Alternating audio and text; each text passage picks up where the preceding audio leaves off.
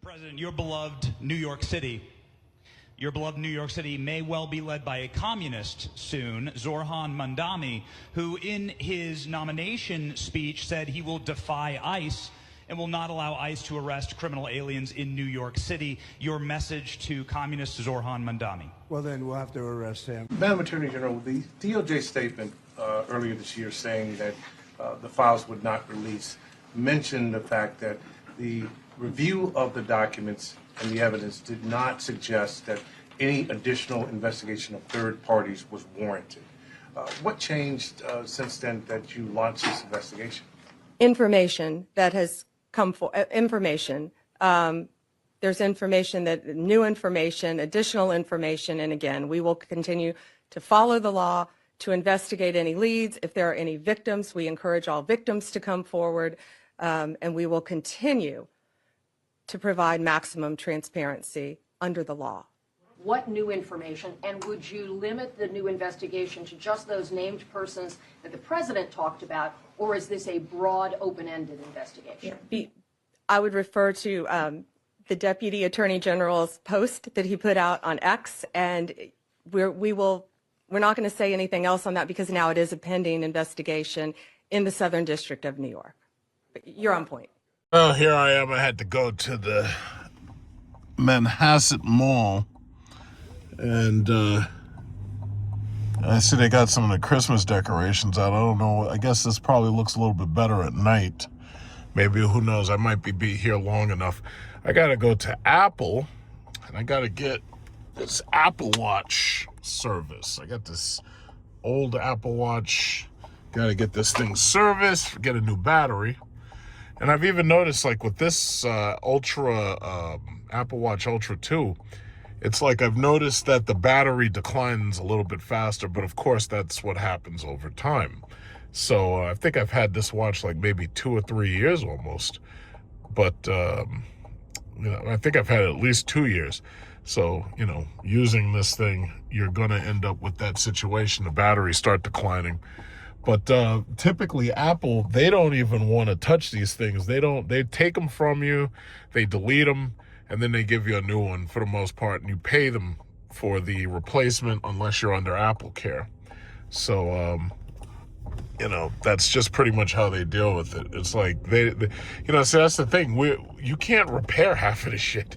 Most of this stuff, whoa, Jesus Christ. In a quarter mile, turn left onto the gate. Yeah. So, they can't repair most of this stuff. It's so difficult to repair. They don't even bother. Whoa, Jesus. Whew, the sun, my God, I can't see. Yeah, so we're going to hit up these Apple Store. The Apple Store is always awesome. It's not like crappy ass Samsung. I don't even think they have a store. It's like so boring. Look at that. That's Cadillac Vistic right there. The little baby Escalade right there. That's very cool. Yes. I have that. And, what is this? Let's see. Oh my God, I can't see shit. Look, that guy's got a car like mine. He's got that Lyric Silver. All right.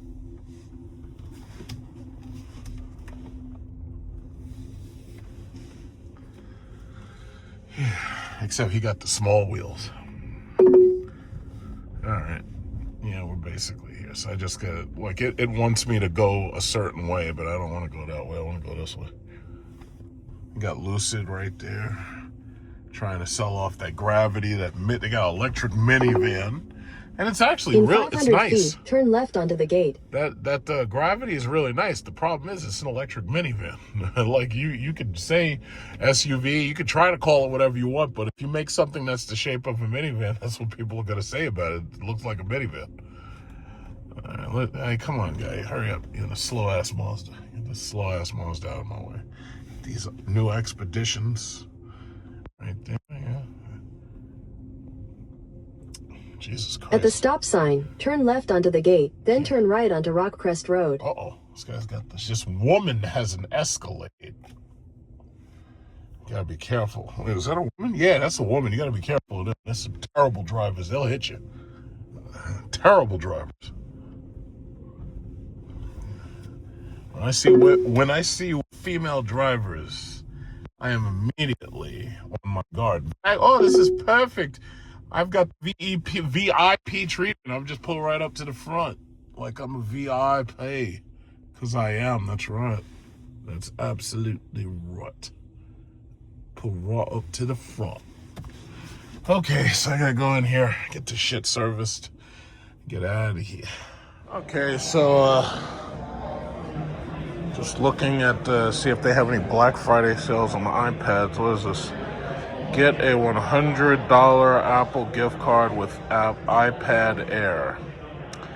But that's only if you buy an iPad Air.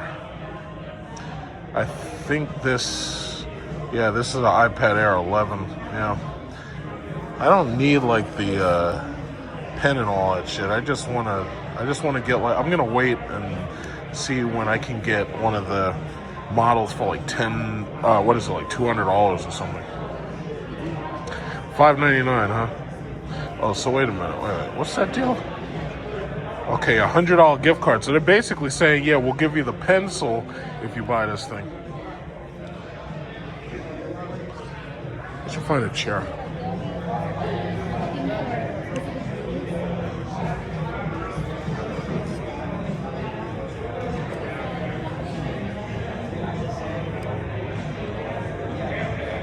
See, I don't understand why these minis cost so much, because I actually wanted to get a mini, but the price on these fucking things is ridiculous. Like, these cost more than the big ones. $4.99, $5.99.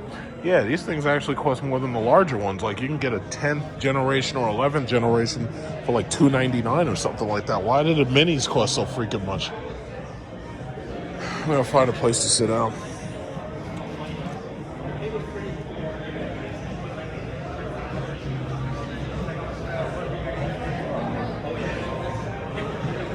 Yeah, so it looks like I'm gonna be here for a while. Happen to be sitting in front of what appears to be, they're about to do a demonstration over here. So they're doing like a workshop or something where they're teaching people how to use the Apple iPhone 17. So they got this orange one. The guy just set it up right there.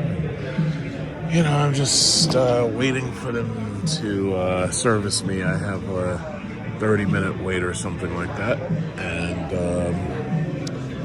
just sitting there and just chilling, basically. Okay, well, I just finished with my I don't know, I guess you could call it my pilgrimage to Apple, and I'm definitely now, because this was a Series 2 Apple Watch, they couldn't repair it. So what I'm gonna do is I'm going to go on Amazon. Right now, Amazon has the SE2, and they only want $159 for it. So I'm going to probably buy that, and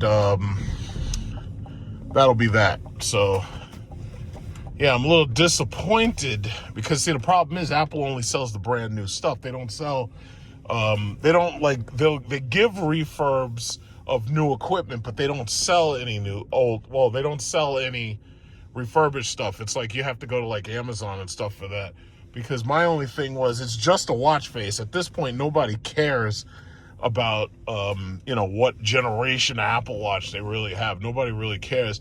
And the question is, it's like, oh, do you buy the newest Apple Watch, which is the SE3, or do you just, do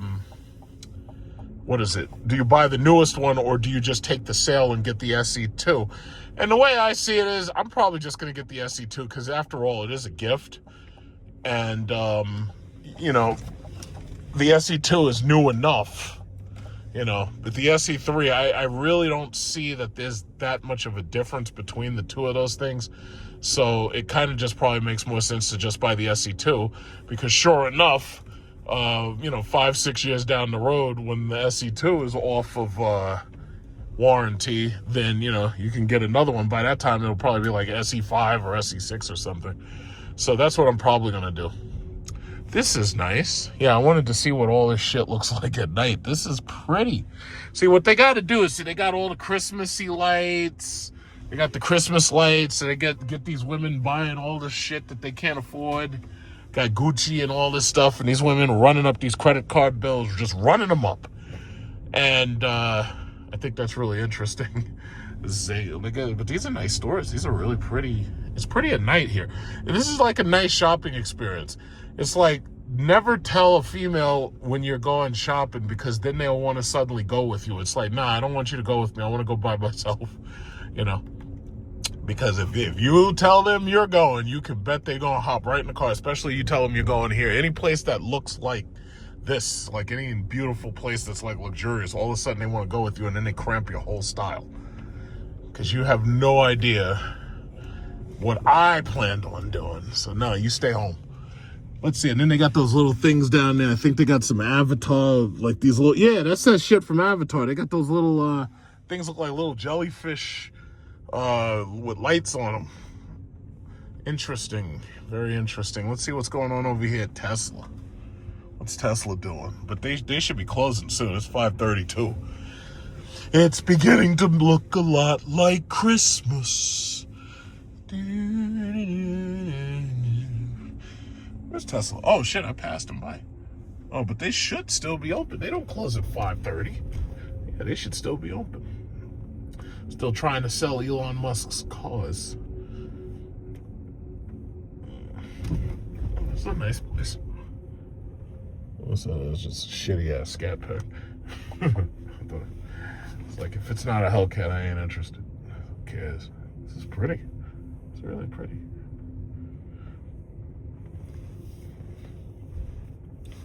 Yeah, but I done spent all the money I need to spend. I bought this vacation. I bought this monstrous supercomputer. It's like, I done spent all the money I need to spend. I just realized that my Zoom was on, so I had to turn my Zoom. Oh, you know what it is? It's the way I'm holding this phone. The camera button apparently is jumping in the way of my finger. So the way I'm holding this phone, I keep zooming in by accident, even when I didn't want to. And I wasn't really noticing it. Yeah. Okay, I'm getting the hell out of here. Got this G-Wagon. That's all they keep. They gave all these damn G-Wagons. They must have had a sale. There's another one. This is, what is it, Battleship Gray AMG G63. And there's one right there. There's another one right there. I just passed it. Jesus Christ. I mean, that kind of sucks. It's like, even if you're rich, it's like they're buying the exact same shit. It's like, I don't see nobody with Bugatti money, but even with these Lamborghinis, it's like people buying like the same exact one or the same exact model, just different colors. It's like, isn't there something else? Like, don't you have something like, something that other people don't have? I guess not. Yeah, I don't know. I guess not. Yeah, so traffic must be a mess right now. These people are everywhere, I'm guessing. Traffic is probably a mess. Oh, look at this. I don't want to. That's a big car, man. I wouldn't put that car there. Somebody's going to sideswipe that shit. That big old S-Class. Yeah, the traffic looks it looks really bad. All right, so what should I do? I'll go this way instead. Because if I go that way, I got to deal with crazy amounts of traffic. Yeah, because it's funny, it's dark out here, but it's still early. It's 5:35. Even though it's dark. Yeah, so I usually don't come over here when it's dark. I usually come over here when it is daytime. Because I'm usually in the morning going to the Cars and Coffee. Thank God it's Thursday. We got Friday. And we're going to have a kick-ass weekend. And then next week we got Thanksgiving. I just want to get to the holidays. I want to get to Christmas. Because I am so exhausted. I'll just get to Christmas as quickly as possible. Yep.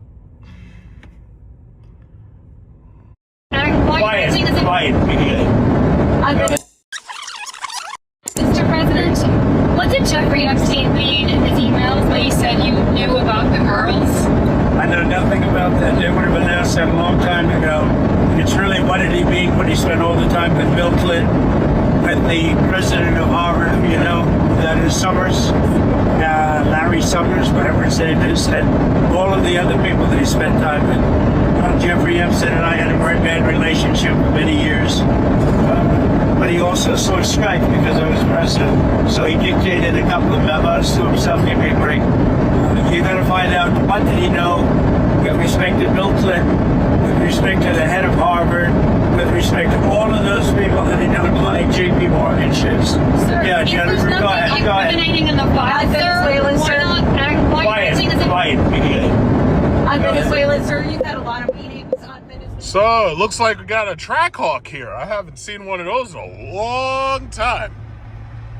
It's like there's almost nobody who still has these things because either they couldn't afford them, they couldn't afford to keep them because of the expenses, or because they started having, a lot of trouble with the things. That's terrible.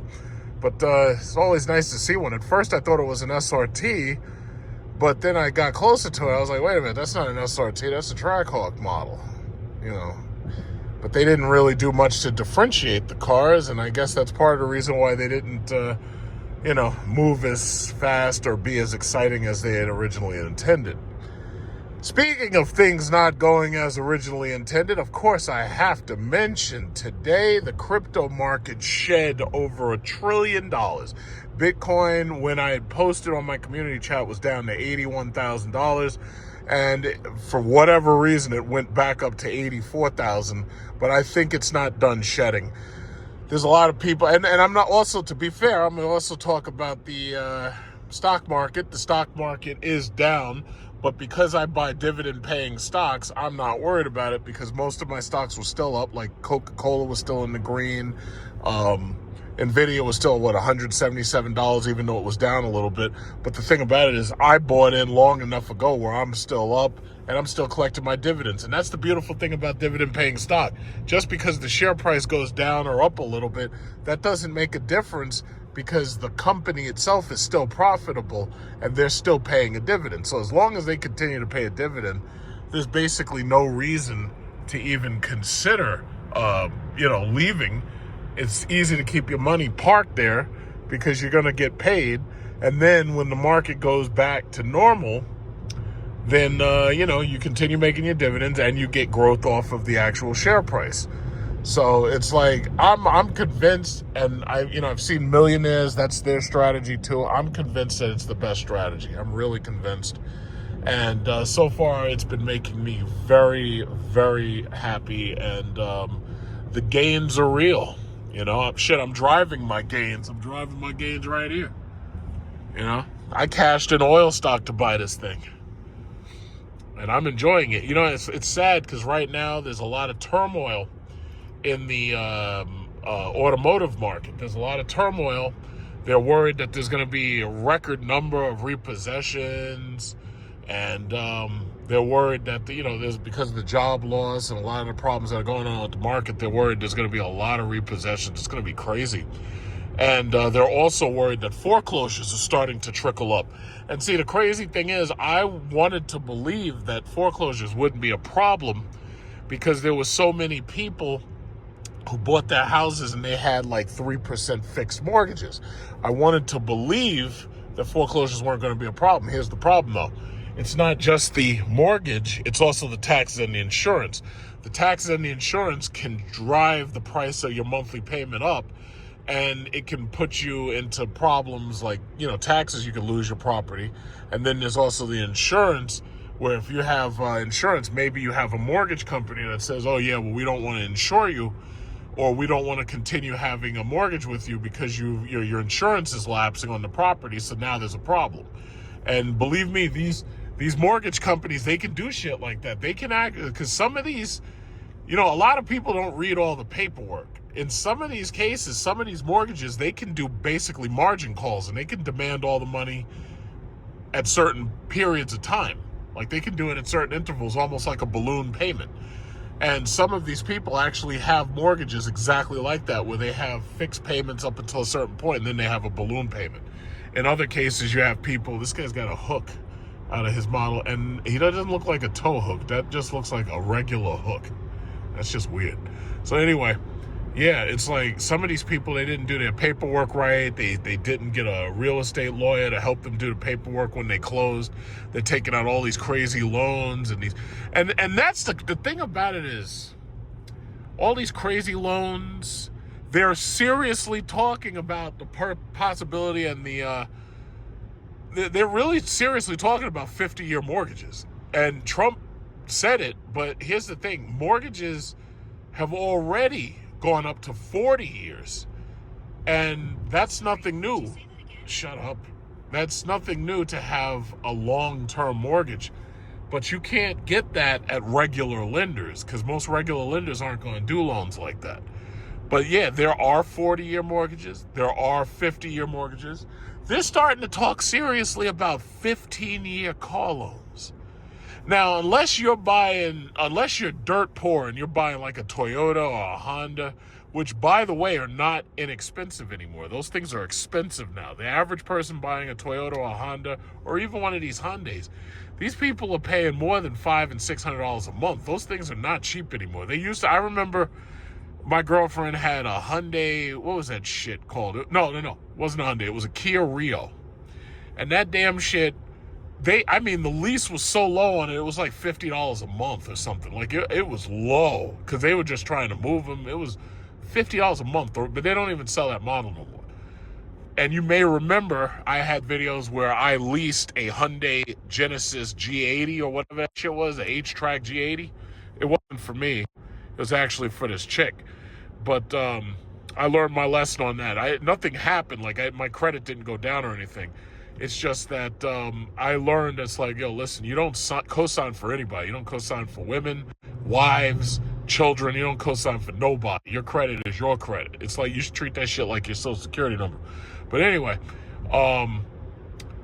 yeah, those cars aren't cheap anymore. Those cars used to be jokes. Those cars used to be the butt of jokes. Those cars are not cheap anymore. Those cars are expensive. So the reality is we are basically running into this crisis, and we're about to have an affordability crisis bigger than what we already have. See, right now the affordability crisis is houses, but now you're factoring in houses, student loans, and cars. So basically what you're saying is these kids are cooked. Because even me, I tell my story all the time. When I started college and I ran into credit card debt, my credit score was a 530. I still tell that story. My credit score was a 530, and they had let me take out as much credit as I wanted, and then the problem was I defaulted on Discover. Discover sued my ass for like $5,000 because that's what they do. If you try to ignore them and the phone calls, they sue you. And they do win because chances are you're not showing up to court. And bottom line is my credit score was low. My credit score was a 530 and my lowest score I think was like a 500. So basically I had horrible credit. And when I went to buy a car, I had to go to this place here in New York called Major World. And it's basically a subprime car dealership. I walked in there I had just gotten a new job, and I walked in there with $1,000 cash. They got my $1,000. They put me in a Chrysler 300, 2006 Chrysler 200, and it was a 2.7 liter. And that car had a 27% interest rate. And it was only $680 a month. But my insurance was like $222 a month. So between the two of those things, yeah, I was basically close to $1,000 a month. Well, I was a little under $1,000 a month, but it was close. And then you factor in gas and you factor in warranty repairs and stuff. So the bottom line is, it's like now you're dealing with a different situation. Back then my student loans were deferred, which means you don't have to pay them back until you actually graduate. But now you're dealing with a very different situation. Now you're dealing with people who are young people Some of them are graduated from college. A lot of them haven't graduated from college. And they're still taking out more loans. But the problem is, now they're going to get hit with unaffordable rent, unaffordable car, unaffordable student loan repayments. They're cooked, you know? And speaking of cooked, Bitcoin, you know, I've said this 100 times, so I'll just make it short because you already know where I stand. In the very beginning, I thought cryptocurrency might have had something going. And at first, I was interested in it, and I put money into it and everything. And we bought Ripple, XRP, Tron, Bitcoin, and everything. It was just the talk around the water cooler. And everybody bought in and was showing off their portfolios to each other. But then a thought occurred to me. I was like, wait a minute. This has no value. The government itself is getting involved in it. And once the government gets involved, that's basically your signal to leave. Because if the government gets involved, you know there's going to be a problem. It could be used for money laundering. The Russians have accused us of planning to use crypto in order to, launder the national debt. And I was like, nah, that's okay. I'm done. I'm out of here. So basically, long story short, I was like, nah, I can't deal with this. I don't want to deal with this. This is ridiculous. I'm out. And that's it. Got this guy right here with this Jeep SRT. Looks like he got into a car accident, because that's not tight right there.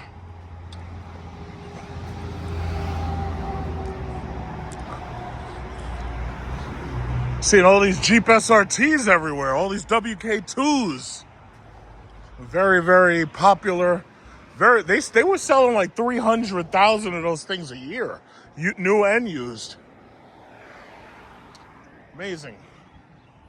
Hey, look, it's another one. Gee, I'm just running into Jeeps. I've been seeing a lot of Jeep SRTs on the road lately. I've been seeing a lot of them. Interesting. So this guy's got the exhaust system. I can't really hear much, but this guy's got the full exhaust on his shit. No, I know this stupid ass minivan's not gonna try to cut me off. You must be out of your goddamn mind. You got a minivan. Get back there. Stay back there, you brokey. So anyway, and he lowered it. He lowered this Jeep. And it's kind of, the wheels are kind of tilted in. See, I would never do some shit like that because I'd be so afraid to fuck up my undercarriage. I don't give a shit how it looks. All right, let's go. I want to hear this thing. Let's go. All right.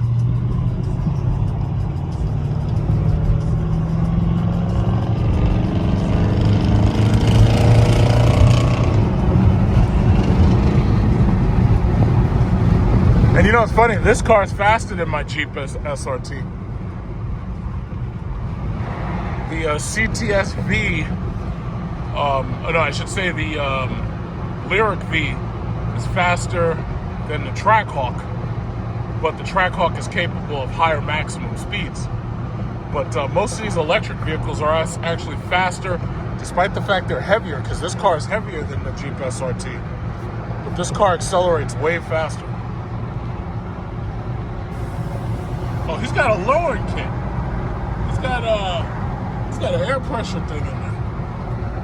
What is that? Lifted bags and shit. That's pretty cool.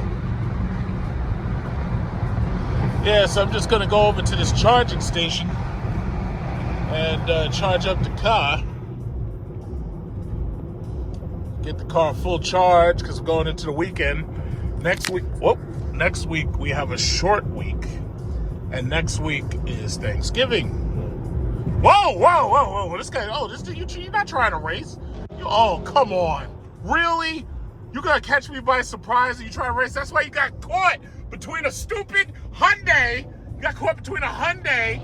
Look at this guy. You're trying to get yourself killed out here. This guy's not smart. Look at this. I'm going to get you, boy. I'm going to get you. I got the electric car, sucker. Nah, you ain't that fast, bro. I got the same truck. I know how fast that truck is. It ain't that fast. I know what it is. I got the electric, boy. All right, well, I guess he gave up. He's back there somewhere. I want to get right up on his ass. I got Mr. S-Class right here. I gotta be careful. I don't want to hit this guy. Because this guy will make your insurance premiums go up. Got this stupid Honda Accord. Get out of here. Stupid Honda Accord. Slow-ass Honda Accord. These losers now, they're buying these Honda Accords. They're trying to drive them pieces of shit like they're BMWs or something, and they're trying to feel like they're BMWs. They're like, oh, well, you know, it is a Honda, but it kind of looks like a BMW from the side, you know? It kind of looks like a BMW. It's like, no, it doesn't. It's freaking stupid. These Honda Accords, man, they're terrible. They're as bad as these Infiniti drivers. This right here is the real money. This is the old man car. You retire into one of those. I think I want to buy one of those, but I'm going to wait until they give it a super screen and they make it electric. I want the electric one with the super screen. Not the EQS, because that shit is boring. Yeah, I like that one. I don't like that color, though. It's white. I'd rather have silver. You got everybody trying to race me and shit in traffic. I don't know what these people are trying to do. They don't understand. This electric car is not joking. And it's just like I told you about these stocks. Google, Amazon, Indiana. Yo, America is about to go new. Shut up, Siri. America is about to go nuclear. They're building nuclear power plants. So I got Amazon stock. I got Google stock. I don't know who's building the one that's in Indiana, but nah, man, we're going nuclear. All these people were trying to argue with me. Oh, yeah, well, we can't afford the electric cars. America's infrastructure can't handle electric cars. America's infrastructure, we don't have enough power for that. Yeah, we're never going to be able to do electric. And it's like, I was like, yeah, you guys are idiots. And you're like the morons who, you know, a long time ago they said, yeah, we're going to go to the moon. And somebody said, there's no way we can get to the moon because we don't have enough gunpowder for the rockets. And it's like, no, you fucking idiots. It's like, we're not obviously going to use gunpowder. We're going to use something else that you haven't thought of yet. What did we think of? Liquid oxygen, liquid hydrogen, and then using inertia and shit. It's like, these people are dumb, and everybody's dumb. And then you get these morons who got podcasts. And everybody thinks they're so smart and everything, and they're saying no to shit that they don't even understand, like scientific principles that they just don't understand. I think that Honda's trying to get to the charger, so I got to get there first because I'm not letting him in front of me. So in fact, I may have to stop recording because I think I'm about to commit a crime or at least a traffic infraction. But anyway, these people are crazy. It's like, no, we're going nuclear, boys. We're going, and if you did what I told you and you got that Google and that Amazon stock during that stock split, we're going nuclear, boys. We are going nuclear. People are like, but the liberals don't want us to go nuclear. It's like, nobody gives a fuck what the liberals think. We're going nuclear. Amazon got trillions of dollars. Google got trillions of dollars. Microsoft got trillions of dollars. Apple got trillions of dollars. Them liberals, they can't do shit. We're going to build nuclear power plants. We're going to the moon. We're going to Mars. We're going to Jupiter. It's not like Bitcoin. Bitcoin's staying right down here on Earth. We're going to Mars. All right, I'm about to commit a crime. So yes, as I was saying, we're going to Mars. We're going to Jupiter. We're going to Pluto. You don't hear them. You know, it's funny. Every time Fresh and Fit, when Bitcoin drops, like, look at this Urus. When Bitcoin drops, sinks like a stone. All of a sudden, these losers have all these Bitcoin pumpers on. It's these two dudes who come on, they got their suits on, and they're talking about we're going to the moon and all this. And every time Bitcoin dips, they come on, right? And you don't see them until that happens because they're trying to pump that shit back up. It's like, yo, guys, you can forget it. It's over. It is freaking over, man. It is freaking over. You guys are cooked. You guys are cooked. It's sad. You guys are toast. So what we got tonight? We got a Bolt. We got a BZ4X. Yeah, you see this chick with this Honda? I knew she was coming here, so I ran right in front of her. I was like, nah, I'm getting here first, dear. Getting here first. So anyway, yeah. Yeah, these people are cooked. They're cooked. Them Bitcoin, and let me be perfectly honest. I have no doubt that people are going to keep putting money into Bitcoin. I have no doubt that corporations and businesses are going to keep putting money into Bitcoin. I think where Peter Schiff goes wrong is that Peter Schiff, even though he says it and even though he's right, the problem is he doesn't believe the bigger fool theory. The bigger fool theory basically says there's a fool born every minute, and there's always going to be a bigger fool to invest in shitty assets. So that's what all Ponzi schemes are built on. It's built on and you know what? I'm looking at this chick right here. She's got her husband in the car, and her husband is sitting next to her like, yeah, wait a minute. That's the guy who was on the road and he drove past us. I knew he was coming here. And I know he's upset because had he been driving, he would have like tried to get here faster, but he's got a woman driving the car. So therefore he's driving slow and he's riding the wrong slow. So he couldn't get here before me.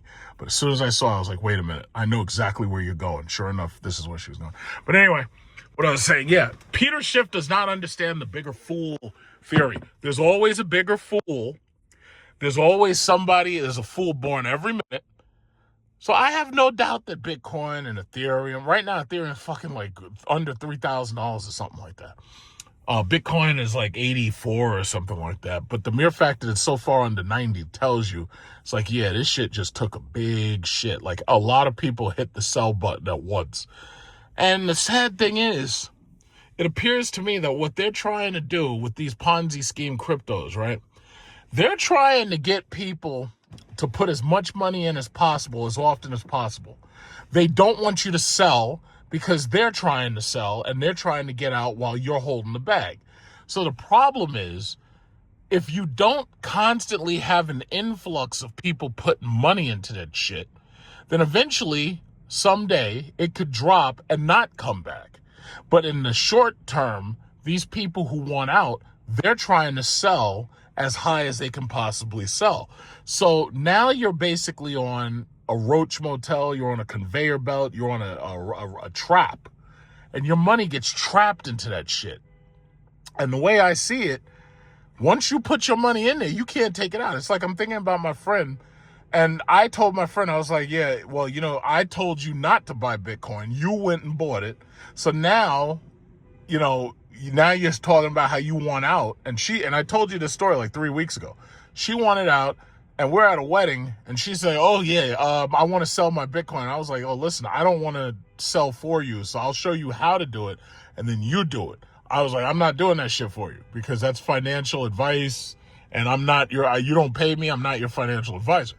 But the bottom line is, she sold, and she sold when it was still at like 102 or 101. So technically, despite the fact that she panic sold and lost money, she didn't lose as much money as she would have lost had she waited 2 more weeks. I can't live like that. I can't buy assets that are so fucking volatile that I have to believe that nobody, like if I said, what's Bitcoin going to be in 5 years? You don't know. 5 years from today would be November 2030, right? Let's say December 1st. Let's say December 1st, 2030, right? You have no idea what Bitcoin's going to be on December 2030. You have no idea. It could be exactly where it is now. It could be lower. You don't know. Meanwhile, my dividend paying stocks, it don't matter where they are. They'll still be paying me a dividend. And I just don't understand. No, I do understand it. It's not that I don't understand it. There's a lot of people out there who want to get rich quick. There's a lot of people out there who are suffering right now. They can't afford shit. They can't afford their rent. They can't afford to go over here to Costco and shop. They can't afford their car note. They can't afford their house. They can't afford a ceiling fan for their house. There are a lot of people who are desperate. I understand that. But in your desperation, making bad investments only makes the situation worse. I'm sorry, it just does. So the way I see it, it's like these people are cooked. They're desperate. And a lot of scams are out there to take advantage of cooked, desperate people. That's the way I see it. So I did a little bit more shopping. We got Thanksgiving coming up. Because I'm such a good baker, I got people who tasked me with baking. So we're going to be doing some red velvet cake. Now, keep in mind, I know how to make cake from scratch. That's why, I make cheesecake. Just get the cheese. I'm doing this for a party. Now, had I been doing this for home, because I'm going to start cooking for home on probably Wednesday. Because I know somebody will say, oh, yeah, well, you buy box cake. It's like, no. I'm only doing that for the party. That's because what you want to do is you want to make enough stuff to feed a lot of people. But for home, I'll be making cheesecake. I'll be making strawberry shortcake. I'll be doing that for home. And I'll be doing that from scratch. In fact, I'll be using different pans for that altogether. I got to go to the dollar store and get more pans. But, yeah, it's a nice day. So, getting my Thanksgiving cooking ready. I have to go to Total Wine, and I got to get alcohol because I have to use my signature alcohol to cook, because I use very specific alcohols when I cook. Very, very specific. I can't tell you what they are because I might decide to go into business as a cook, and I don't want people knowing my secrets. I don't want you knowing my secrets. You can't tell everybody everything. But yeah, and I've my personal at-home diet, I try to eat as much salad and soup as I can, because especially during the winter, if you do soup and salad, you'll get to the entire winter, you won't gain a pound. In fact, you'll probably end up healthier. Now I gotta deal with this fucking, oh shit, I left this out. Oh. All right. Now I gotta deal with these stupid carts, because these things lock themselves when you take them past a certain point. You gotta drag this shit back. Kind of annoying. Got a Tesla right here with a black interior, white car, black interior. I have to say, I really do like the Tesla Model Y. I would never buy one. Like, if I was married, my wife would have one, but it's like I would never buy one of them shits. Fuck Elon Musk. Either that or we'd get a Cadillac Optic and she could drive that. Or one of these Fisker. No, we can't buy no Fisker. We can't do that because those things are obsolete. Discontinued, obsolete. Can't do that. But yeah, that's about that. All right, here we are. Total Wine.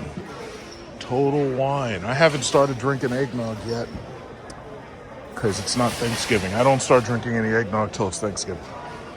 Gotta stay away from this stuff. I guess this is the stuff they're trying to sell.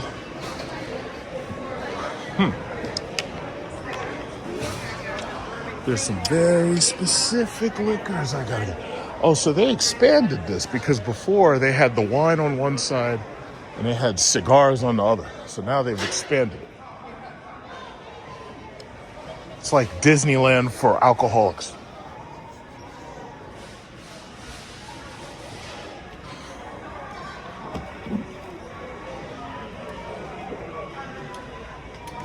Oh, they have taste tests. Yay, taste tests.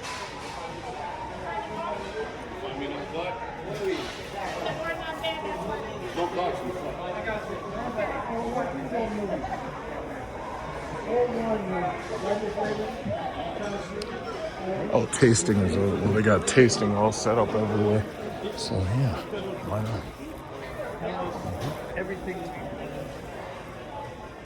It's like Disneyland for alcoholics. I'm gonna load up and then commit domestic violence. Coconut rum, $17.99. It's not the usual. Oh, excuse me. Is this a taster right here for this? It is. I'm about to be wrapping up, but if you want to try it. Oh, you're wrapping up? Sure, yeah, I'll try it. No, this one's rum, right? No, so this is a bourbon, I'll try we got a rye. Do you want an ice cube? Huh? Want an ice cube? Yeah, okay. On the rocks. Yeah. So we've got a couple different expressions here. The cask strength, this one's going to be 116 proof. People really like this one if you want to try that. Which one's the strongest? This one. I'll try that one. Okay.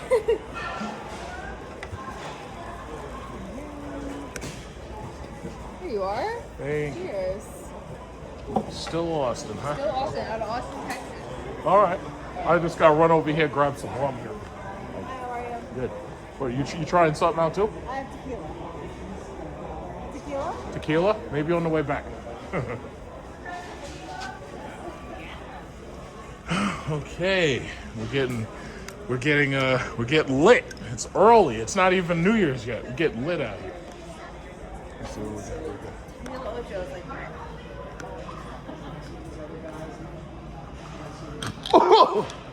Oh my God, that's some strong shit. God damn.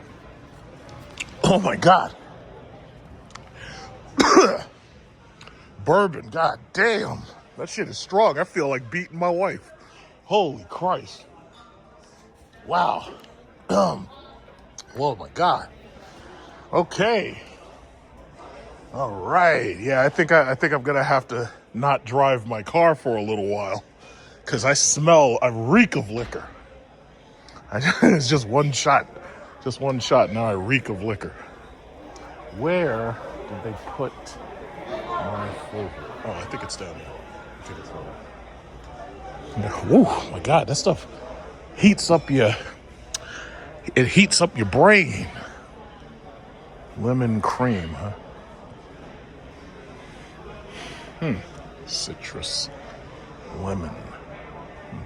This is not what I came for. I came for something else. Okay. All right.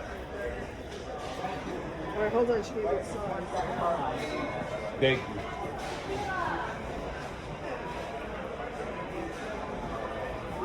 Mixers. This is vodka. Where the hell is vodka? No, I'm looking for rum. Oh, okay. Yeah. Excuse me, where's rum at? 14. Thank you. What's this? I have a vodka over here. It's a New York Albany brand And vodka. this is, what kind of vodka? I have vodka here. She's got tequila over here too. I'll try that one. What's this called? So this is ALB. It's a Albany brand. It's a competitor of Tito's. So it took over on JetBlue and USB Arena. It replaced Tito's. Okay, I'll try that. But it's distilled 6 times and charcoal removed 4. All right, So thank you. basically, doesn't really do the afterlife. If you want to try the comparison, you can try the Tito's too. I'm sorry. If you want to try the comparison to the Tito's, I don't know. This is okay. This is pretty good. Okay, what? And the comparison is I mean, if you want to Tito's. taste it, Okay, yeah, sure. It's smoother than Tito's, you know? Oh, yeah, it's pretty. That bourbon she had is strong. Yeah. Oh gosh. Jesus, it's got my head. Okay. And now you mix it. Yeah. Oh, wash your back. Sorry. I think I like this one more than that one. Yeah, it's cleaner. It's smoother and it's filtered more. You know. ALB, huh? They're both corn. They're both 80 proof. How much is this a bottle? $18.99, $27.99. Okay, cool. Oh, thank you very much. All right. Whew. Yeah, that stuff is strong. Yeah. Yeah, that stuff is strong. Feel like beating my wife. I don't even have one. That stuff will make you go straight to domestic violence. Let's see. I swear to God, it's like Disneyland for alcoholics. Let's see, where's the rum at? Gotta get my Christmas rums. All right. $20. How much of this shit do I need? My favorite. Wow. Somebody's calling me. Hold on, I gotta take a call. I think we will. I hope we do. I enjoyed the meeting. We had a great meeting. Please. Mr. President, Republican Elise Stefanik has campaigned multiple times by calling Zohran Mamdani a jihadist. Do you think you're standing next to a jihadist right now in the Oval Office? No, I don't. But she's out there campaigning, and you say things sometimes in a campaign. Isn't that sort of She's a very capable person. But you really have to ask her about that. But I don't particularly. I think I met with a man who's a very rational person. I met with a man who really wants to see New York be great again. And I can say again, because New York was great.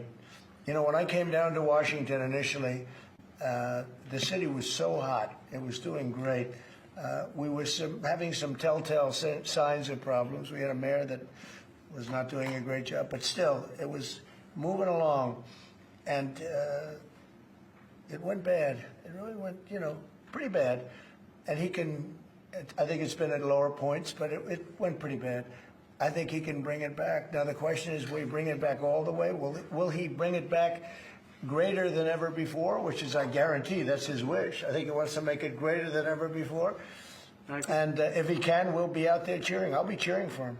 Okay? Thank you very much, everybody. You chose not to answer the question about the city hall protest. Thank you very much. Oh, no, I care very deeply about Jewish safety, and I look forward to rooting out anti-Semitism across the 5 boroughs and protecting Jewish New Yorkers and every New Yorker who calls the city hall. Very well.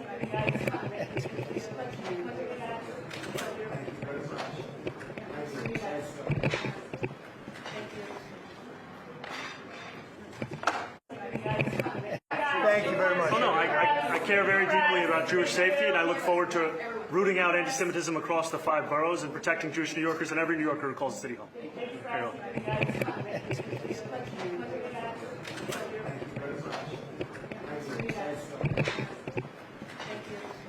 Let's go to the next one. Next one to me, I want to get into is Bitcoin. You hear a lot of people right now saying Bitcoin free fall. It's this is it. This is horrible.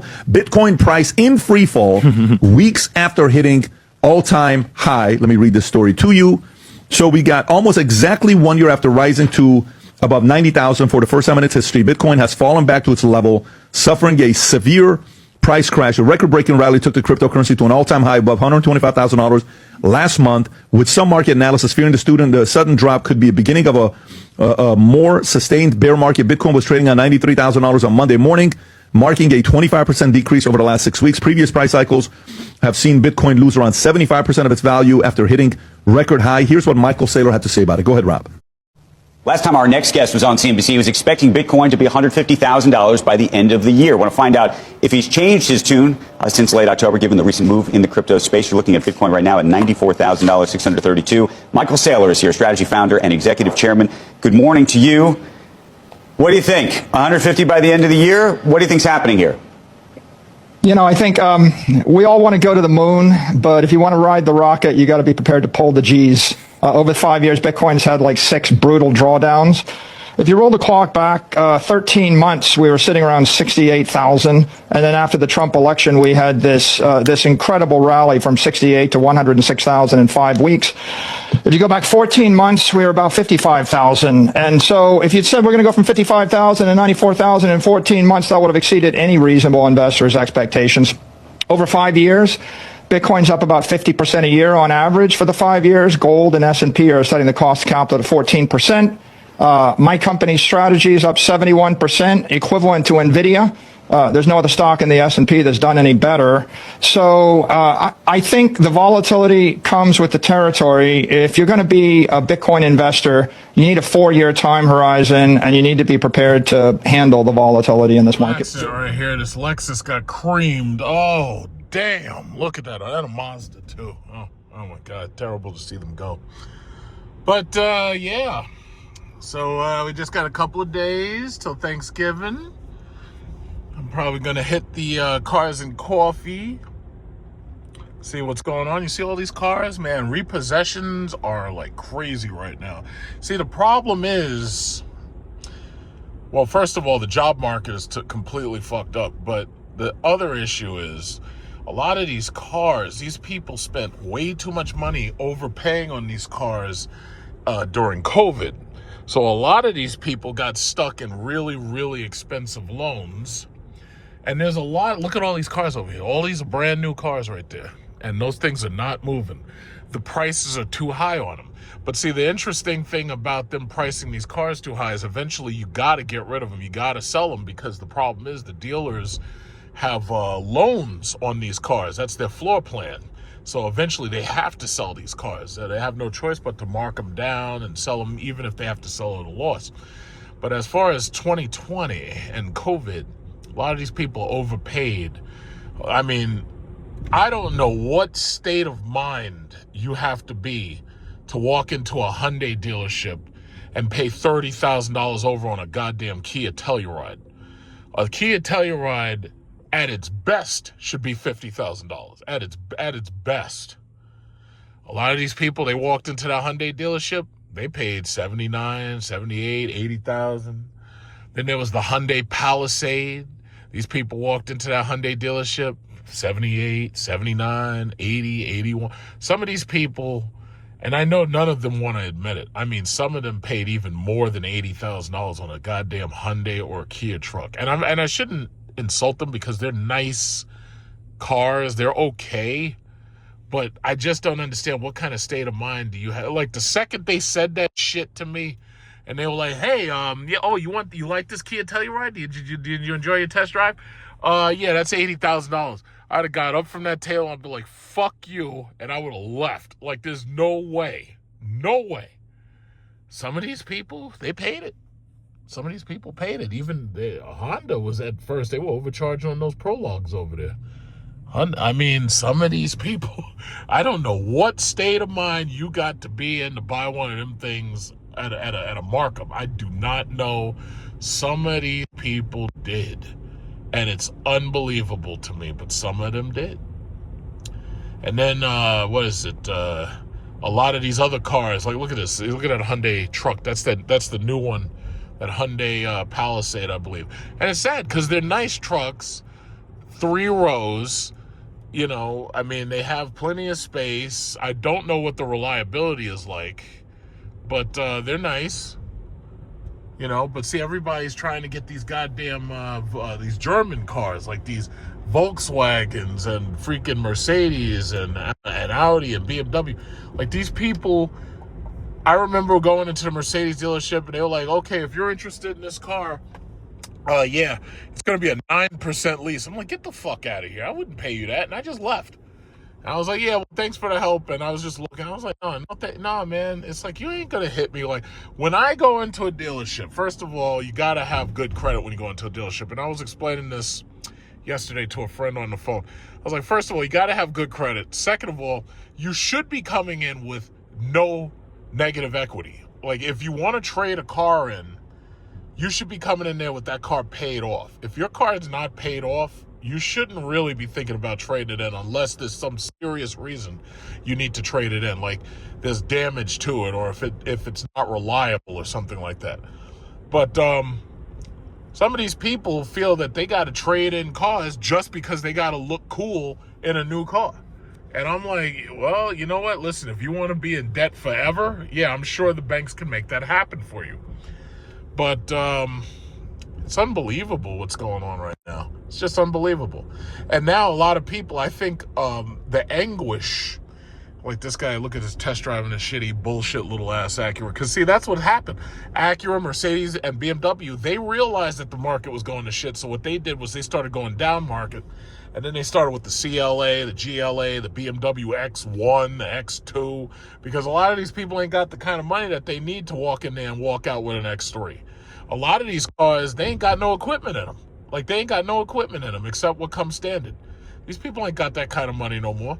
The leases are terrible on most of these cars. Some of these cars, they know the residual value is going to be bad. The leases are terrible. So a lot of these people, they can't even afford to lease these things, especially with the interest rates having gone up. So it's really, you know, the anguish, the consumer anguish is coming from the fact that they can't get what they want. But you know what? If you've got champagne taste and beer money, then no, you don't deserve to get what you want. What you need to do is get that champagne taste. Either you need to bring that down to meet your beer money, or you need to bring that beer money up to meet your champagne taste. But finally, in this market, you're seeing them actually say no. Because it used to be you walk in, you could get a subprime loan for anything. Not anymore. Not anymore. The banks are like, nah, man. No more bullshit. And I'll tell you, I'll believe it's absolute once we get to the point where they start turning people down for student loans. The way I see it, the government should only be financing, or I should say subsidizing, student loans for science, technology, engineering, math, and medicine. Anything else, they should not be subsidizing loans. If we're not creating doctors, engineers, and other science professionals or math professionals that we absolutely need, we shouldn't be subsidizing those loans. You go in that direction, you're going to hear a lot of screaming, the liberal arts, them college professors, they can't do shit else except teach bullshit classes. They got freaking classes for Marvel movies. They got classes to teach the history of like sci-fi. I'm like, and we're paying for this shit? But yeah, we are. That's the problem. So I think we should limit that shit to science, technology, engineering, math, or medicine.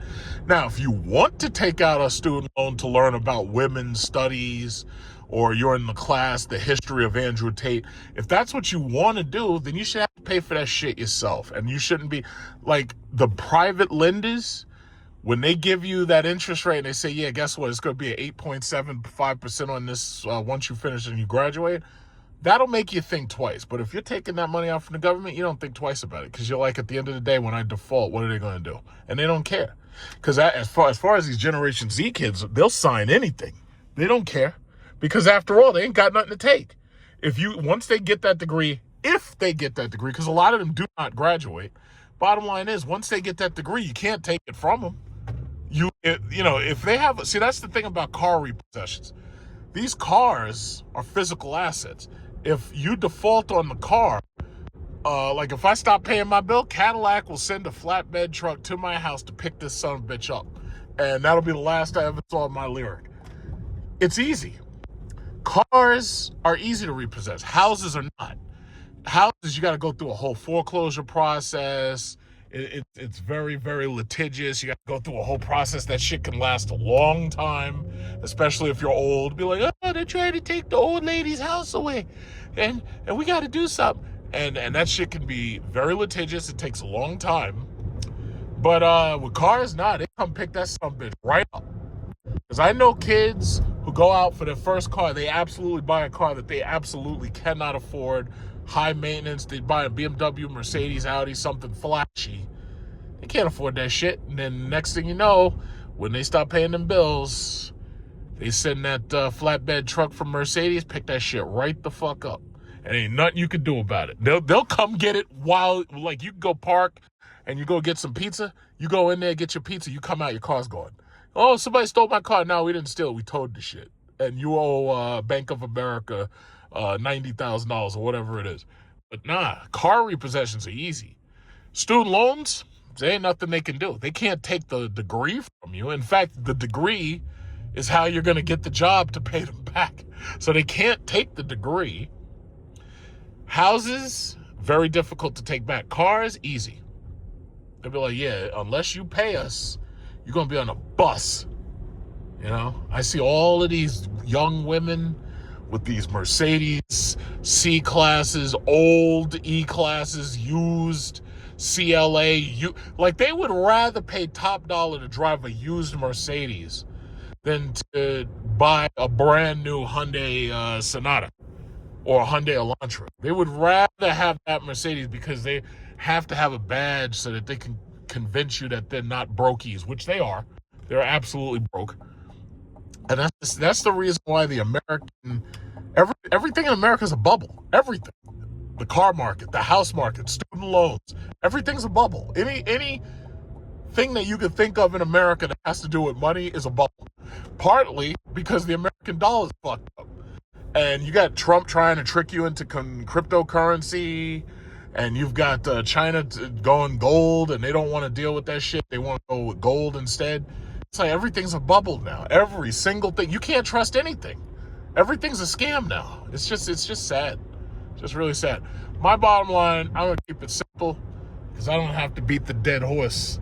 My bottom line, I'm buying those dividend-paying stocks, and when I get my dividend money, and because now we're starting a new year, so I'm getting all those new dividends for January, February once they come in, because I already got November. And I think, because what it is if you buy enough dividend-paying stocks, you get small payments through the year, January, February, March, April, May, June. Yeah, In fact, let's see what Mercedes got. Let's see if they got any, because, see, they don't have the they don't have the new GLA or CLA, right? They don't have that new one yet. I don't think so. But like they got the E-Class, CLA, what is this? They got the they have a new GLC coming, but it looks like they don't have it yet because it's like they only got the old Pro. Oh, wait a minute. Oh shit. Wait a minute. I think that's it. I think that's it right there. Oh shit, I want to go in there. I want to go in there. Oh shit. Oh shit, I was talking shit. They actually got it. Oh, I got to go in there and see that. I think that's it. Because it's got that silly looking grill. That must be it. I want to go see that. Holy shit. They're like, why is this dude recording us? Oh, I got to see that shit. Yeah, I want to see that. I think that's it. I think that's it right there. I think that's the 2020 whatever. Oh, yeah, I want to see that shit. Oh, I want to see that. I want to see that interior. Yeah. All right, let's get in there. Holy shit, that's cool. Finally, something cool. Watch out for that pole. Hit the pole. Yeah. Isn't it? I don't know. Either that or it's an AMG version. I don't know.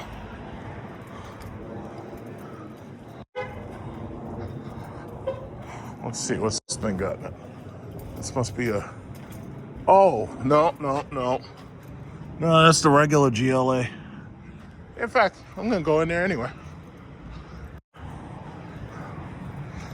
Because the new one, I think it's like 2026 or 2027. I'm not even sure.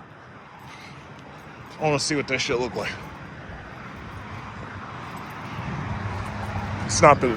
I don't think they have it yet, but we'll go in there and see. It doesn't come out to the summer, so let's get some coffee.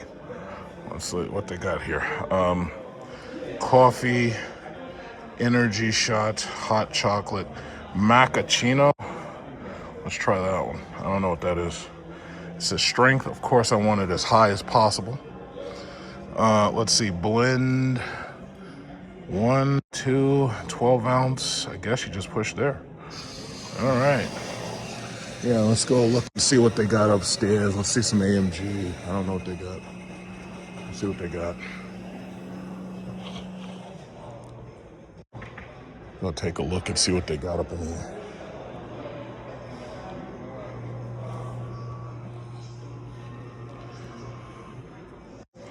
All right, hurry up.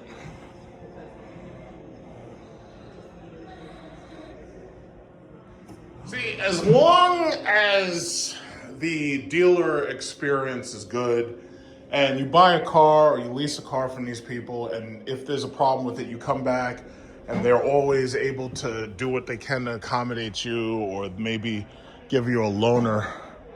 Well, I expect a loaner no matter what. So the day that I go to a dealership and they're like, oh, well, we don't have a loaner, that's the day I'm not buying your fucking cars no more ever again. Oh, what do we got here? This is a turbo, what is this, a C E-Class? Yeah, it's an E-Hybrid right here. Okay, this is cute. It's got the brown interior. And the doors open up, so good. They turn. See, some people don't like these doors, you know, because they, you know, the way they pop out. Some people don't like that. So this interior, yeah, it's okay. It's nice. It's nice for an E-Class, I'll say. And I got my little coffee right here. Look at that. How much is this? $100,240. $100,240. Not my favorite. It's nice, but it's definitely not my favorite. This is a GT43. And then this is a GLC 63. And then that's a GLE. I'm gonna put my coffee down because I don't want to spill. I don't want to spill anything. So they only have these two. How you doing? So this is the E-Class right here, but this is the EMG. Let's get sitting there.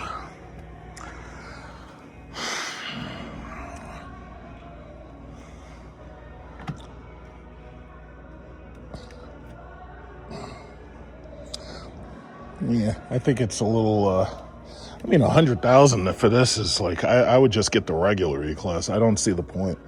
I don't see the point. Unless you're giving me a supercharged 8. I just don't see it. Oh my God. Getting in these damn things. Not easy. Yeah, it's a little tight here. Nice interior. Yeah, I mean, the E-Class is nice, but these things really aren't moving as well as the GLC. The GLC, I think, is doing a lot better. They told me that. Hey, Mercedes. How may I help you? Change interior lighting to orange. This function will not work until the vehicle is switched on. Yeah, okay. Right. Car Care Nut did a video about the what is it called, the S-Class, the new S-Class, and I had to agree with him. He said that the interior of these new cars, the S-Class specifically, he said that it just wasn't classy anymore. And at first, you know, I gave him a chance to make his case, and he did actually a really good job making his case. The E-Class offers the super screen, and it offers the hyper screen where you got the thing go all the way over, right? And you have a passenger side. But the S-Class is behind. It doesn't have that. So you have the E-Class, and you have the, the E-Class has it. The what is it called? The EQS has it. But the S-Class doesn't. And they're supposedly bringing the S-Class back, and the new S-Class will have it. But you shouldn't have to wait. They should have already had that. But, right now they just don't. And it's kind of funny that the S-Class is just not as technologically advanced as the newer E-Class is. They should have had that ready. Either that or they shouldn't have waited so long to do the refresh. Because now, once they refresh it, I think a lot more people are going to go towards that. Yeah, the seats are nice. All right. They're pretty good. What's that? Yeah, so you have to switch on the vehicle. Sometimes when it's in certain modes, it allows you to look at it even if the car is not switched on. But in this case, it does not. So, yeah, I really do think they did a very good job with this interior. A lot of people do not like these new switches and buttons. A lot of people don't like them because they're capacitive touch. So when you touch certain things, you have to do a rolling motion with your finger, and sometimes it doesn't go exactly like you see, if I'm pushing up, it's not doing anything. But if you take your finger off and you keep rolling it, yeah, you might get lucky. But then sometimes when you're trying to turn it down, look what it does. It doesn't do anything. And you see that? You see how unresponsive the shit is? So some people don't like that right there. And then to add insult to injury, I can't even fucking turn this shit off. And I don't think there's a mute button here. Hey, Mercedes.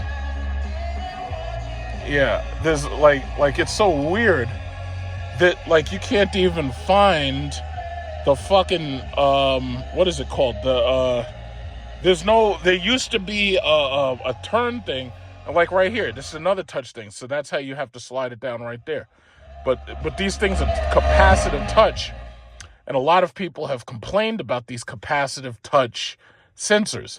So my guess is that they're going to redesign this interior again when they make the W224. And my guess is the new one, they're going to get rid of the capacitive touch. And what's funny is my Lyric, the buttons look like they're capacitive touch, but they're not. And they actually have clicks in them. So when you push it like that, it actually goes up, or if you push it like that, it goes down. With the way Mercedes does it, you have to roll your finger on the shit. And sometimes, as you can see right now, it doesn't even respond. So even when you touch right here, you got to roll your finger and you got to slide your finger. But sometimes it's not very exact. And then obviously you got to do the touchscreen instead. Some people really don't like that. I don't have a big problem with it. I think it's cool, but a lot of people are not happy with that. I do like the fact that they made this part right here with these buttons right here.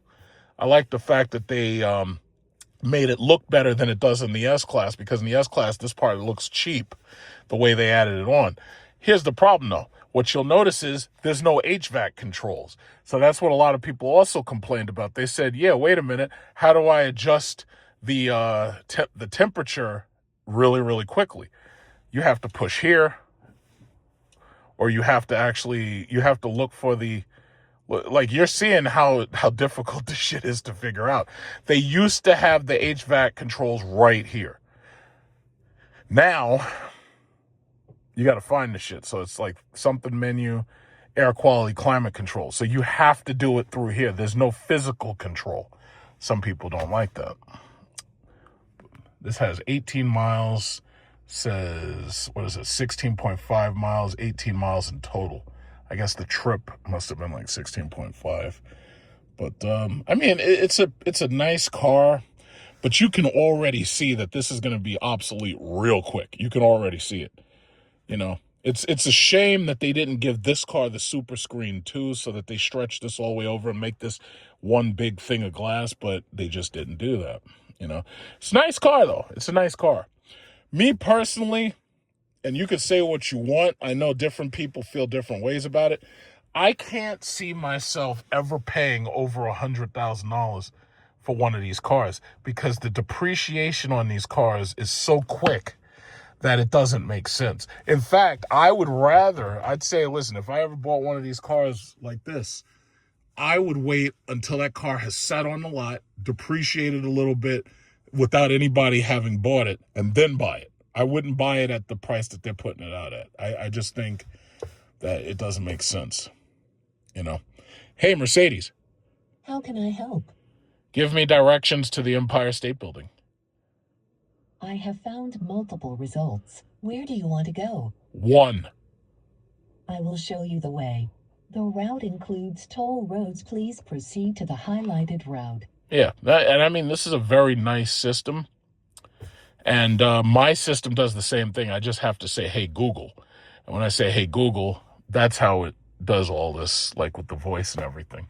It's a nice system, though. I do like I like it. It's nice. These are the kind of cars that people are going to be rushing into now that Dodge doesn't really exist anymore, because Dodge and Jeep, they're dead. They're fucking dead. Chrysler's dead. I don't care. They're still making stuff, but they're dead. You know, they don't really exist anymore. Once they stop making that Hellcat, they're dead. Without the Hellcat, they're dead. That's how it is. So they got a couple of USB-C ports. This is not bad. This is nice. I gotta say, this is nice. I just like the fact that what they did was they made it so that it doesn't matter which car you get, you still get this exact same interior. I just think that was a brilliant idea. Now, let me get out of here. I'm going to go check the used portion of the store to see what they have in the used portion of the store. As you can see, they have heated seats and they have cooled seats.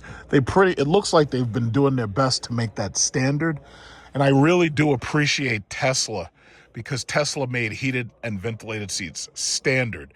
You shouldn't have to shop different cars just to get heated and ventilated seats. You shouldn't have to do that.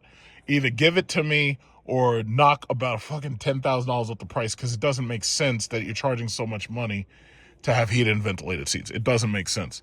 And especially with these cars that have these glass roofs, you want to have heated and ventilated seats, so this way when you get into the car, it's not a damn oven, you know? But I like it. It's nice. I like it. Here you got the underground, the vault. This is where they keep the cars that are used. Certified pre-owned is the proper term. So what they got here, what is this? This looks like a new interior, but what is this? This is a it's a C-Class 300, right? So they got a couple of C300s in here with the new interior. But they only got like one S-Class here. Just one. You got a bunch of these trucks.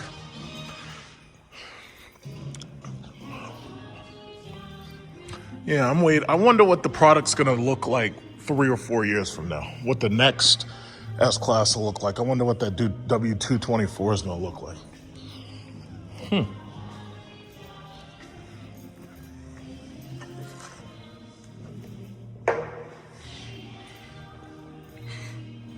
See here, these S-classes, these are used for liveries. These are used by people for taxis, limousine companies. This one, you know, I don't know which one this is. I don't know if this is a 500 or 580. I gotta look at the back. Chances are it's a 580, but oh no, it's a 500. And it doesn't have the rear seat reclining package and all that. But see, you get, it's hard not to like these cars, despite the fact that their reliability is whatever it is. It's hard not to like these cars. These cars are fucking gigantic. You know, this is the kind of car that you do not want to have as a daily driver unless you're retired. When you're retired, yeah, it's okay. Man, these things are huge. Like, I sit in this car, man, this car is this is a boss car, though. You know, it's like, what is this? This car's got 35,000 miles. So that means that whoever traded this shit in said, you know what? My warranty's over, so fuck this. There's some guy named Joseph Ma. Oh, a Chinese guy. Joseph Ma. Hey, Mercedes. Hello, I'm Mercedes, your voice assistant. Would you like to know more about what I can do for you? No. Okay, if you need help, let me know and I will explain what you can do. Hey, Mercedes. How can I help? Change ambient lighting to orange. Okay, I'm changing And the there it color. is. Now, one thing that I realized, I had looked at a used S500. I had considered buying one because my dealer called me and he was like, yeah, you know, we have a silver S500. You probably saw the video. I made it like maybe a couple months ago. And I looked into it. These cars have ambient lighting down here, just like my car does, right? But there's a larger ambient lighting bar that goes right around here. And the thing about it is, unless you pay them $750, you don't get the ambient lighting that goes right around the top. And I thought that was so stupid. I'm like, wait a minute. You mean to tell me this thing doesn't even come with all of the ambient lighting that I expect it to come with? And they're like, nope. That's $750 as an option. My thing is, for a car that costs $110,000, why isn't all of that shit standard? There's very few things in this car that should be optional. Like, the way I see it is the front seat, the passengers in the front seat, and the driver, the front seat should be complete. Like this, the front seat of this car should have every single option. It's the back seat that they should have you pay for. Like, you should have to pay to get the rear seat recliners and the rear seat headrest television, which I'm glad that they included it. But that should all be that should be where the main options lie. But I'm like, yo, listen, it's like if you buy one of these things, it's like there's no fucking way I'd buy one of these things unless it was fully loaded, because even then, it's going to cost a fortune for you to maintain that shit. But at least then you're like, okay, well, you know, it'll cost me a fortune to maintain it, but at least I've got everything in it, you know? And it's a beautiful car, man. This still, like, you see how it's sitting, man, this thing is fucking huge. It's absolutely freaking huge. Like, I wish my Lyric was the size of this car. If my Lyric was the size of this car, I'd keep that car forever, or at least until the battery died, and then I'd just get a new battery. But my Lyric, again, is not designed like this. This thing is huge. This is what the CT6 Cadillac should have been. But they refused to make a car this size. This car is like damn near 18 feet long. They refused to make anything else this size. Hyundai tried it. That stupid G90. That shit is small as hell. BMW doesn't make a car this big. The 7 Series is smaller than this car. This car, I mean, when you're talking about leg space like that, that shit is crazy. They really made the hell out of this car. And then and I was thinking about getting these pillows from my Lyric. So they got the pillows right there, and I'm even right now, it's like I'm putting my head back. I'm like, God damn, this headrest shit. Oh my God, that feels so good. You know, it feels so. This is the kind of car that a retiree gets, and this is usually his last car, like before he dies, and he's like 70 or 80 years old. What is this? Something about gestures. Gesture detected. Select favorite for gesture now. Yes. What do you want me to do? So you can do select favorite for gesture. I'm not even gonna mess with that shit. But yeah, I mean, this is so nice. Like, I just wish other car companies would build a car this big. It doesn't have to have an engine, because me personally, I think I'm done with gas. I don't think I'm ever gonna buy another gas car. And you could say whatever you want about that, because there's some people, oh yeah, well, electric cars, those are not the future. And I'm like, excuse me, Google's going nuclear, Amazon's going nuclear, everybody's going nuclear, Indiana's going nuclear. They're talking about bringing back nuclear power plants here in the Northeast. No, we're going electric, whether you like it or not. That's the future. I think I'm done with gas. My thing is, I want me the biggest fucking electric car I can get, and I don't want it to be a truck. I want a car, an electric car that's not a truck, and it lays low to the ground, and you drive it like a car. Right now, it's like everything they're making is freaking SUVs. Like this chick that I know, she just got that new Kia EV9. I think it's a nice, cute car, but I think it's ugly as hell. I don't know if those two words can coexist in the same sentence, cute and ugly, but yeah. Like, I heard some guy say that about a woman before. He's like, yeah, those Haitian girls are ugly, but they're cute. And I'm like, wow, no, you didn't. How could you say that? So, yeah, it's like a lot of those Hyundais and Kias, they're ugly, but they're cute. You know, and I'm sorry. I'm sorry, but I like this. Hey, Mercedes. Hey, Mercedes. How may I help you? Change interior ambient lighting to blue. Okay, I'm changing the color. All right. Yeah, it's like Tron. It's like Tron in here. These things are used now. You can get the oldest ones, like a 2021, 22. You can get those things less than $50,000. But these things, the maintenance on these damn things, especially if you get like, you know, the bigger engine, it's like, it'll make you wish you hadn't. It's a beautiful car, but nah, maybe next time. Maybe next time. But I don't want a gas car again. I want an electric. I want this car right here, an electric.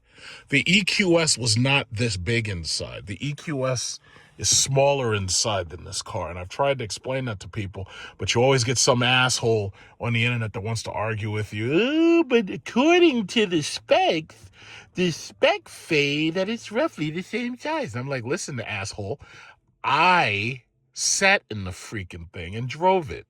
It's not the same size.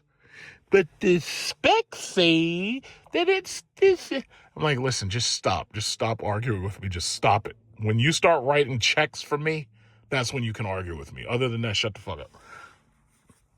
Yep, but that's it. And this is a used one. I don't know how much they want for this. I don't care, because I would never buy a black car.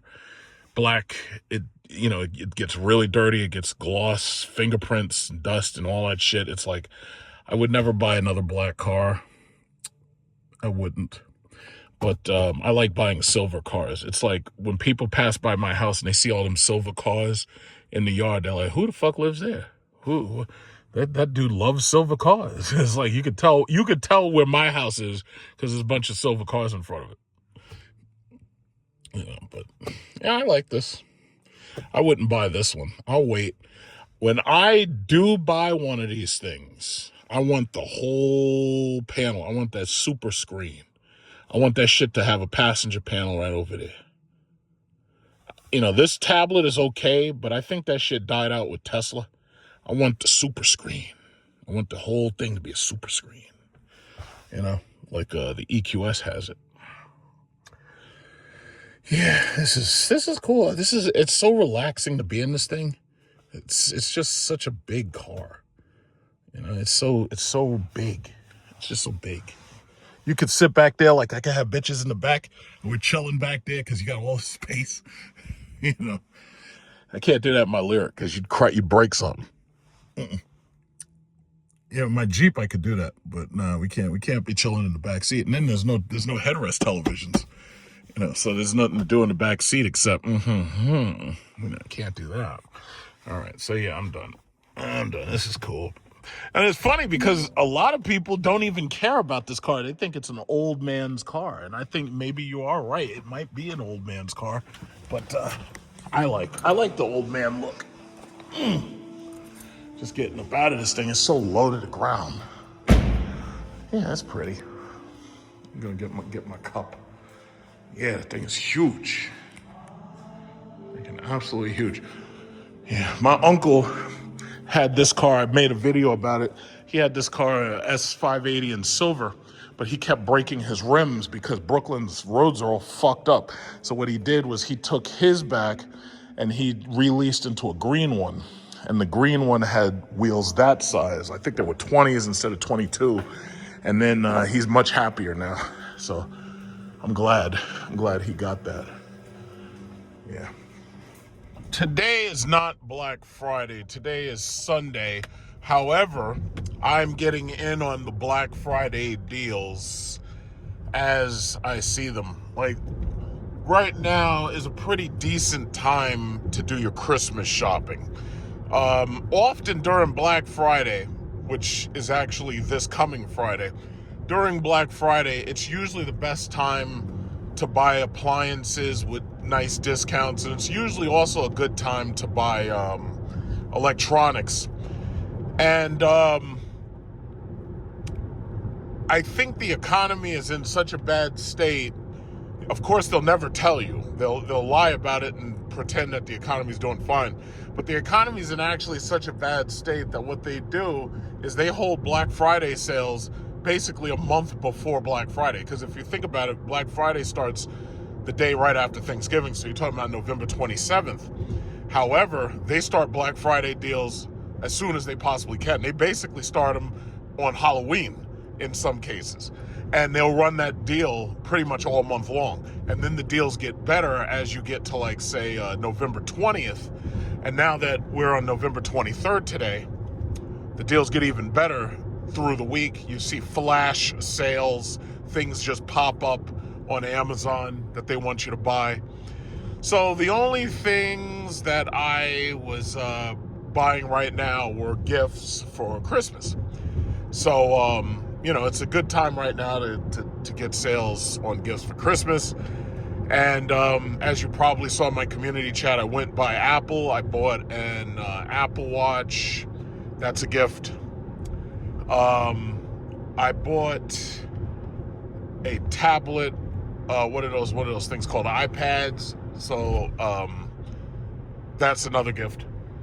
And I probably today, after I go to this Cars and Coffee meet, I'm probably going to go to Micro Center, because even though they're not really on sale, there's a 4 terabyte SSD drive that I want to buy in order to add into my computer.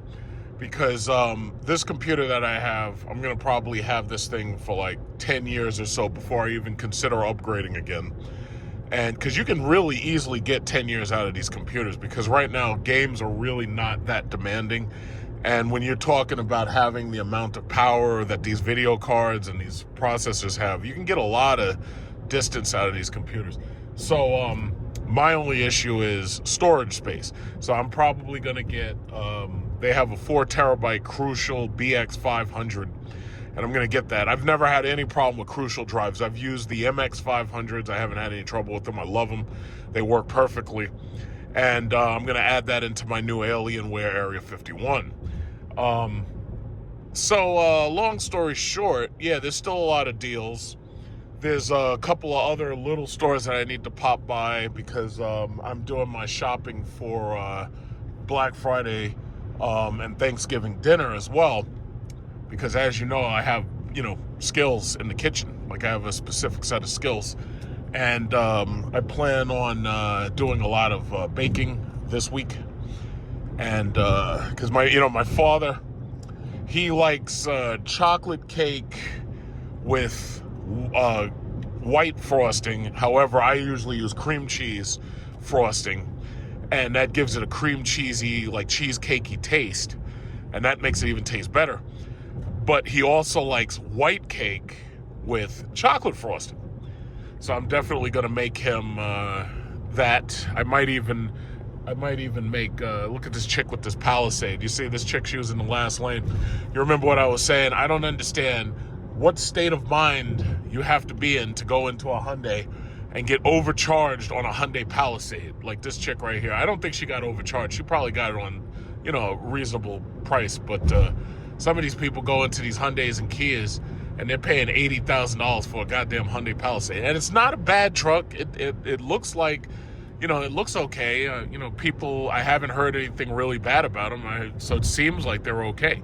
But this chick right here, you know, she probably got a kid or something, or 2 kids or something.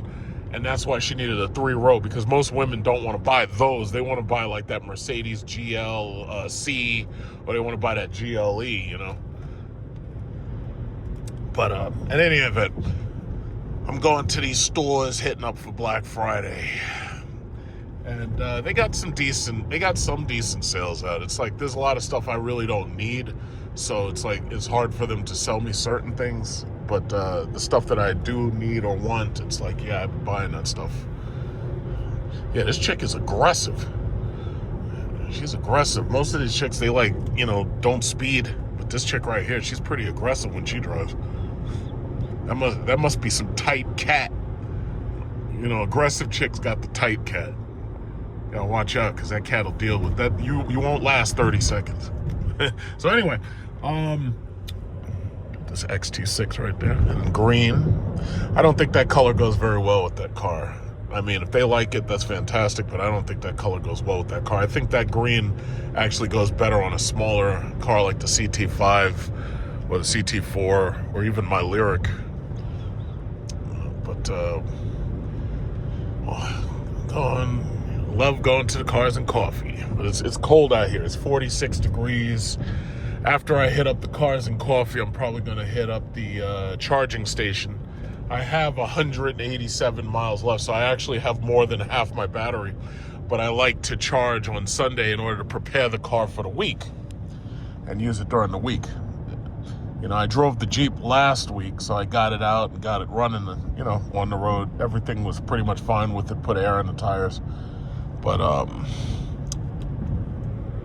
yeah, so, there's that. But, yeah, they got some decent Black Friday sales.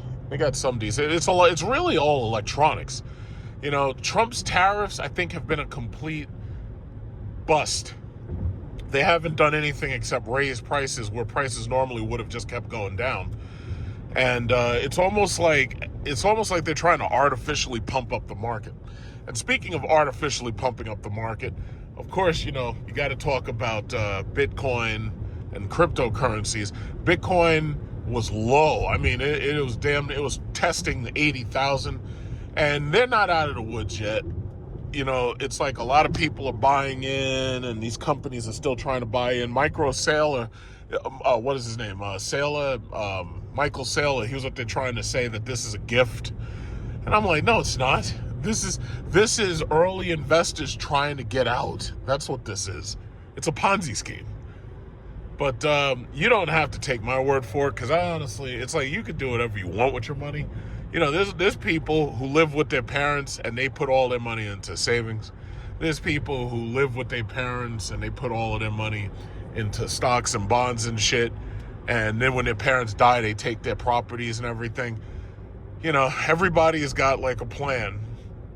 So some people's plans are just better than others.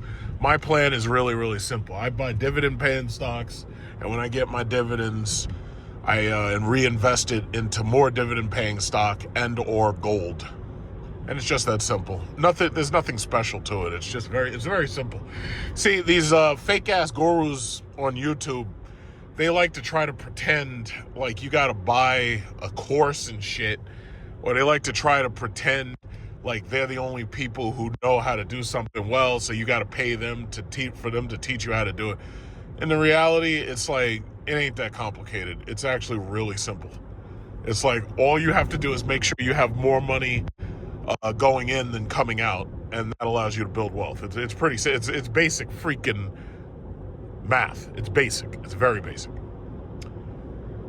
This is a big trucker. That looked like a sleeper cab back there. That's the sleeper cab where you take the lot lizards.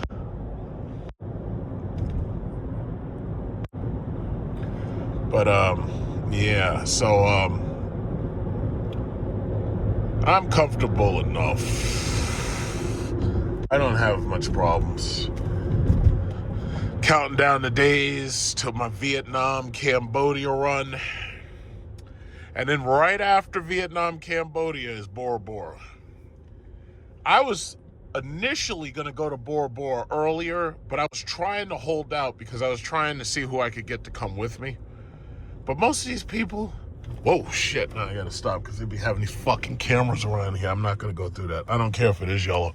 Having the goddamn cameras here. And once they catch you, it's like, you know, and they be hidden sometimes. It's like, nah, that's okay. I'll just stop. No big deal.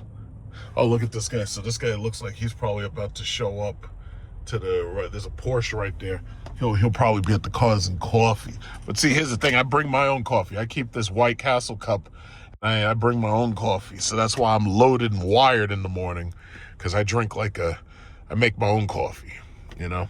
I use that brown sugar, actually. One thing I learned while I was in Bali is that brown sugar and coffee go together pretty well. Because that white sugar, that stuff is refined, and it's not good. It's not as good for you. Now, granted, you shouldn't be eating sugar in the amounts that we eat it. However, brown sugar is actually better for you than white sugar. And I think most doctors and medical professionals would agree. But yeah, I make my own coffee.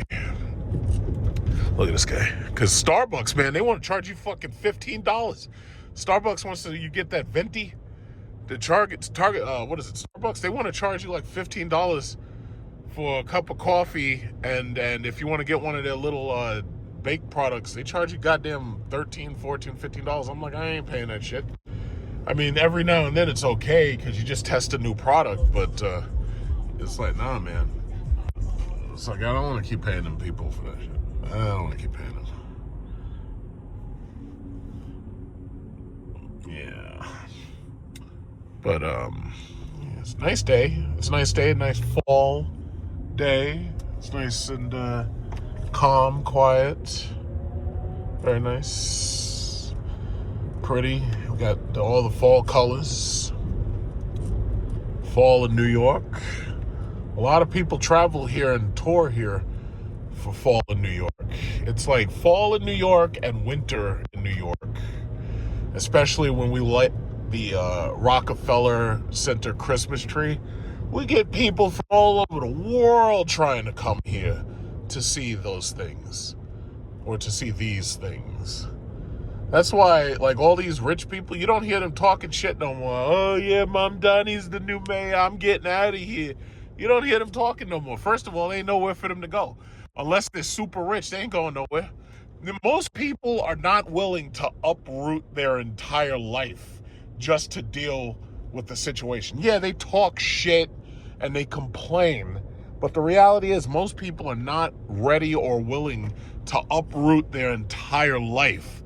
It's just like, you remember all those people who are talking about Trump? Oh, look, that's a nice luxury place over there. God damn, that's nice. But those people are paying $5,000 a month for those apartments. Meanwhile, I got two houses that cost less than that. It's like, nah. It's like sometimes you look at these luxury items, you look at these luxury toys, and you just have to say, you know what? I'm just going to be satisfied with what I have.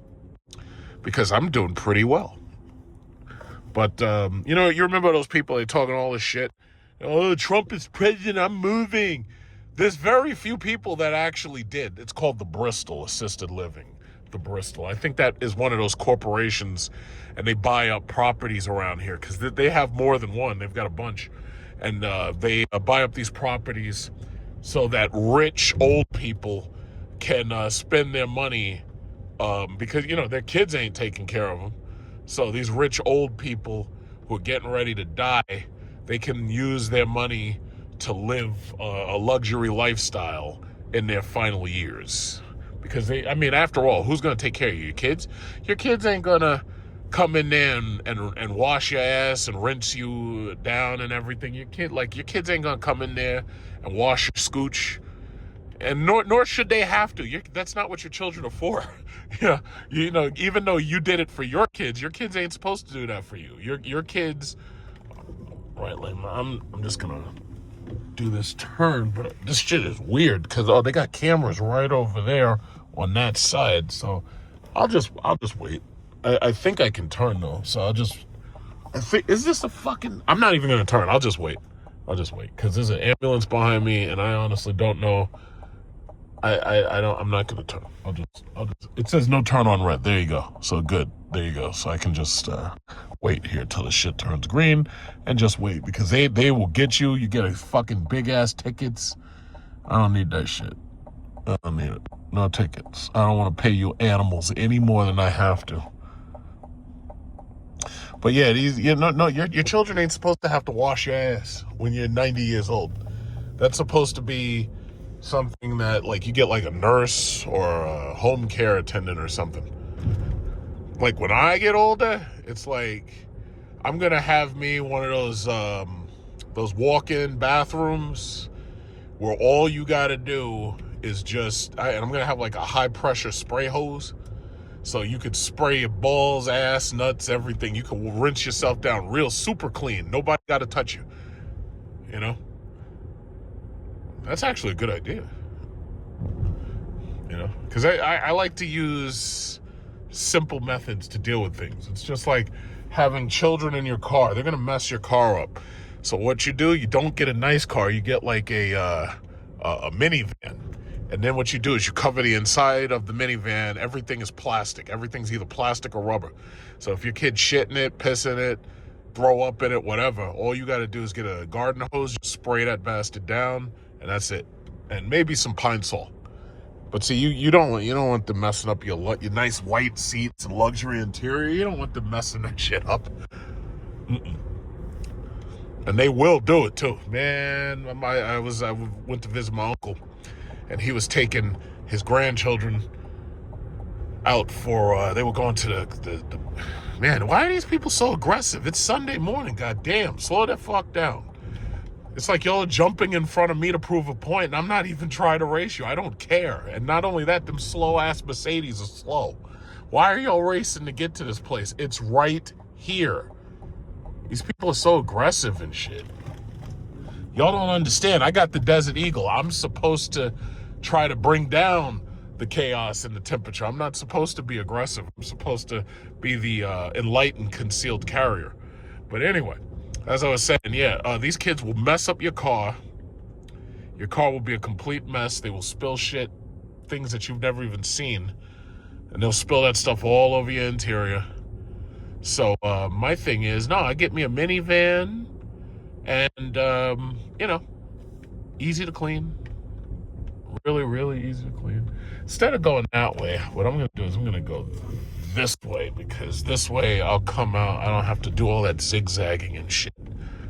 I don't have to do all that zigzagging around here because I know the cops are around here waiting and watching and shit, waiting for somebody to do something. Because you've seen, like I've showed you the videos, the cops have pulled these dudes over. These dudes are doing burnouts and racing and shit. The cops pull them right over.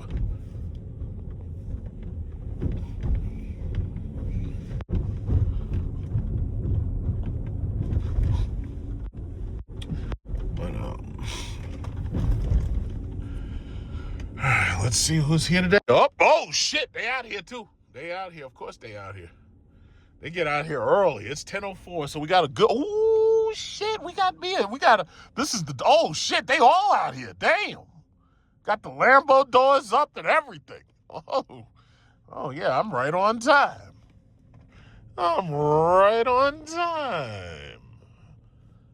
Yeah, now I'm gonna put my car far away from theirs because the cops like to drive through here and take down video and pictures. Look at this. This guy's got the SF90 right here. So yeah, the cops like to come through here and take videos of people's cars. Cops like to write people up for, what is it called? Look at him. Oh, that's not him. All right, that's not the cops right there. But the cops come through here and they take videos of people's cars. And if they see violations on your car, they write you up and they put tickets on your car. And I've showed you in a couple of videos where they've pulled people over and they're writing tickets. It's like, oh shit, green Lambos. We got Lambos up in here. Okay, this is fun. And I'm not interested in doing any of that shit, so I always put my car oh shit, oh wow, it's a big one today. We got the dollar menu meat today. This is dollar menu meat. This is better than McDonald's. Oh, yeah. We got a lot of shit over here. Oh, boy. This is going to be fun.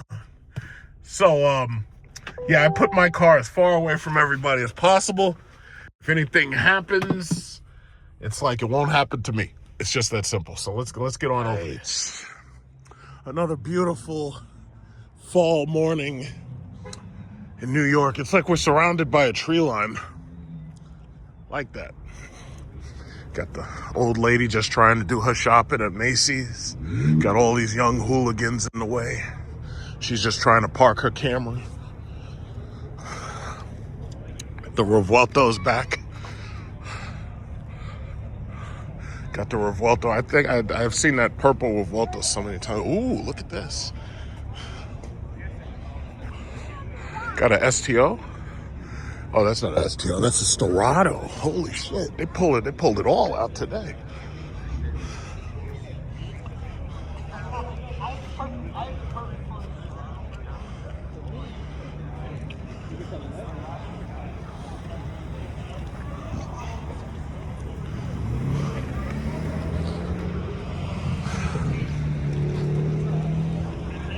I wonder if my friend's here with his Corvette. Oh yeah, that'll be a good picture for the thumbnail for this video.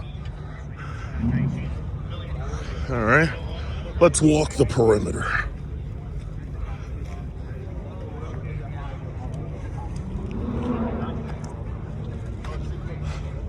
I would like to assume that all of these people who are making videos have YouTubes. I would like to assume that.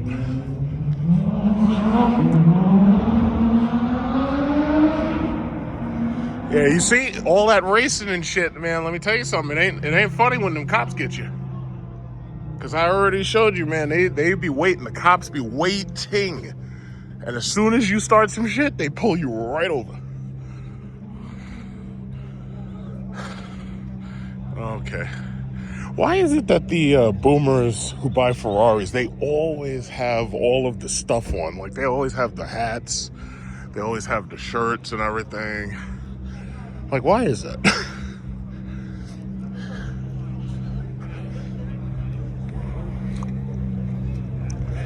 Let's walk the perimeter. Sounds like a Porsche's doing something.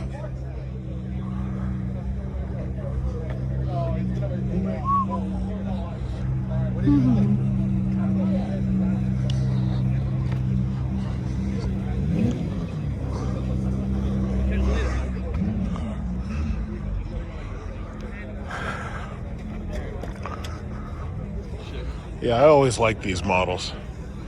This one, European Union Golf Volkswagen, huh? The older Ferraris I actually really like. Like, they look like real race cars. Like, they look like real sports cars, you know?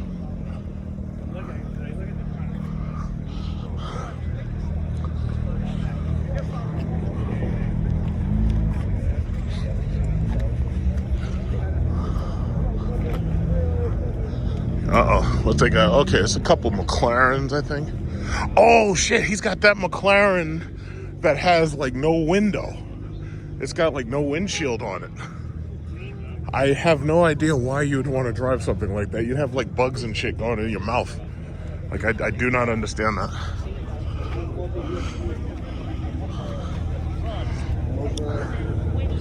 Oh, what's this?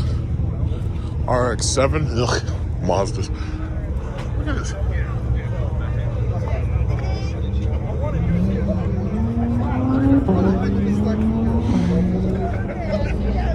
GT3 RS here.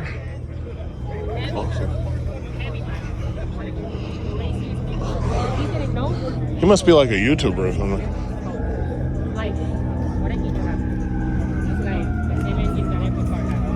You need an Escalade, man. You ain't getting that. Escalade? You're a fucking offensive lineman. I was thinking about an Escalade. I can run behind nose you. guard. Oh, really? Defense nose guard, yeah. Who is this guy? Is he a YouTuber? I think? Something? I don't know. I got here about an hour ago. I saw him. Uh-oh. What's this about? Hope nobody got in an accident. What's going on here? Usually they don't come through here. Yeah, usually they never come through here. Usually they go around. Uh-oh. See a cop car, maybe. Huh? See a police car also. Yeah.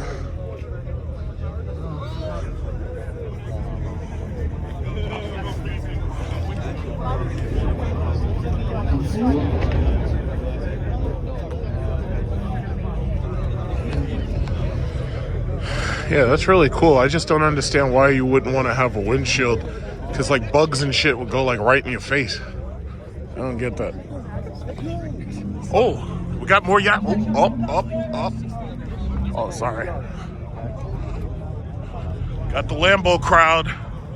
Got the Lambo crowd coming in. It's all Lambos tonight, bitch. Oh, wow. Man, I'm glad I showed up.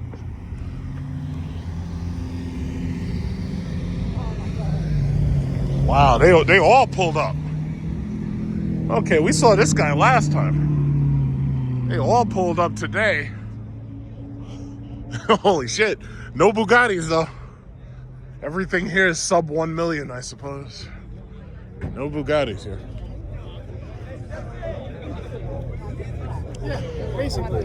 Yeah. We just, it took us 30 years. No Bugattis.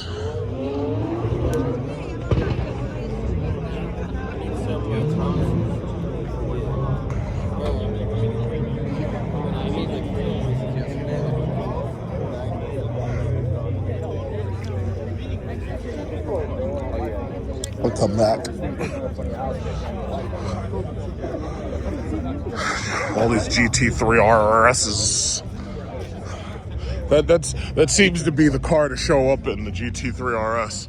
Uh-oh, them Lambos sneaking around over there. What are they doing over there? They sneaking around. They are sneaking around.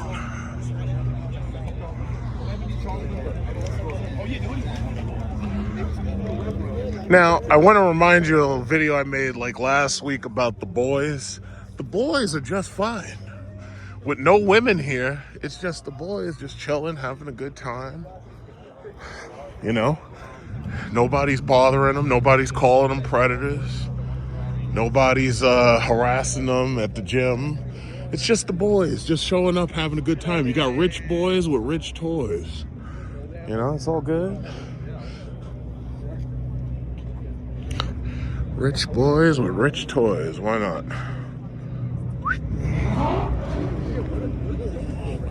Who's this?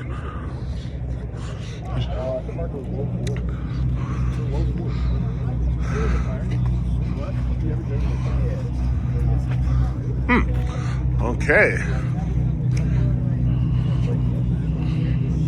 All right. Ferrari. I think I would have bought it in red, but this is different.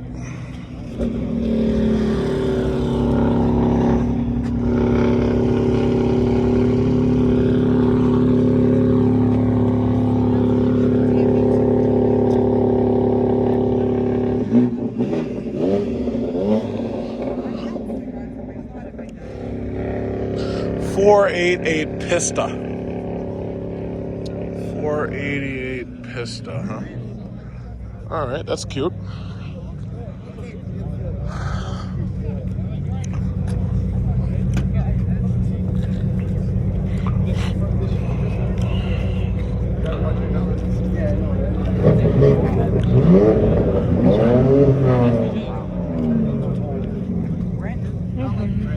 Oh, somebody's got the Urus. He's out of here.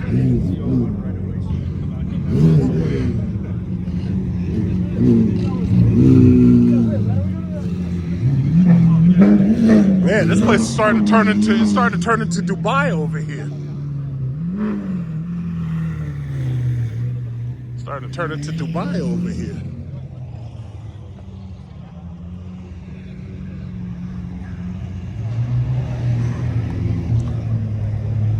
Starting to turn into Dubai over here. It's like we got a little bit of Dubai over here.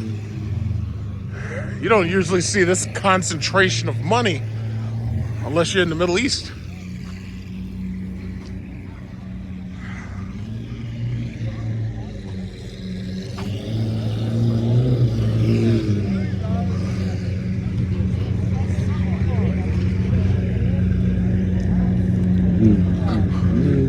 I don't see my friend with his Corvette.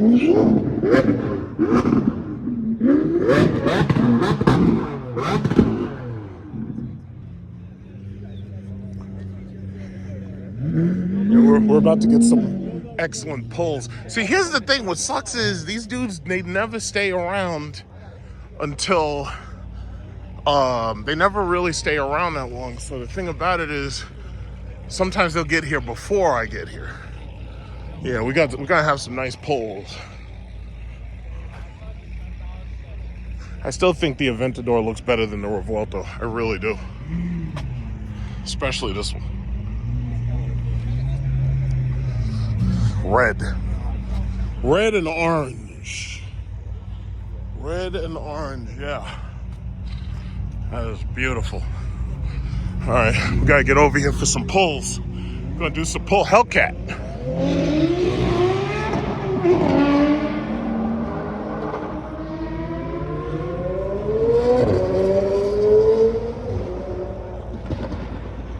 Okay, the Lambos are up. There it is. Yeah, you see, that exhaust system will absolutely get you a $1,000 ticket if you do that in the city. Why is that Corvette so slow? It's making all goddamn noise and it's so slow. Okay, so we got 2 Hellcats, 1 Gallardo. 1 Gallardo, 2 Hellcats. Hellcat Red Eye. Okay, we got another SRT here, a Scat Pack here. Hellcat Scat Pack. There you go. I got so many photos. I have got to clean this. I got to like delete as many photos. I got so many photos.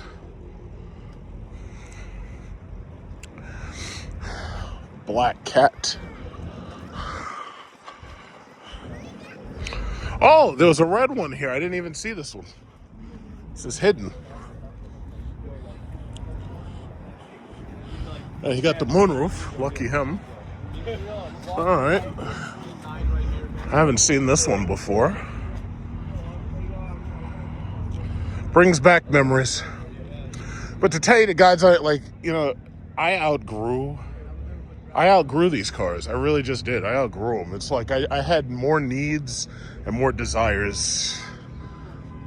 It's a shame that Stellantis fucked SRT up so absolutely. It's really a shame. Because Stellantis is so fucked up right now that now they've got these stupid Hurricane twin turbos showing up. And these things, they want $60,000 for these things. I'm like, how the fuck are you trying to charge people $60,000 for some stupid twin turbo 6? Like, that's just dumb. I mean, that's just criminal. It's like, Carlos Tavares should be in prison. If it was me, Carlos Tavares, if I was the president, Carlos Tavares would be in prison. He'd have to buy his way out of prison, and I wouldn't let him either. Uh-oh, the Revuelto's leaving. Holy shit. The Revuelto. He's on his way out. Let's see the Revuelto. Carlos Tavares. Is that? Oh, yeah. That's the guy from last week. He was here.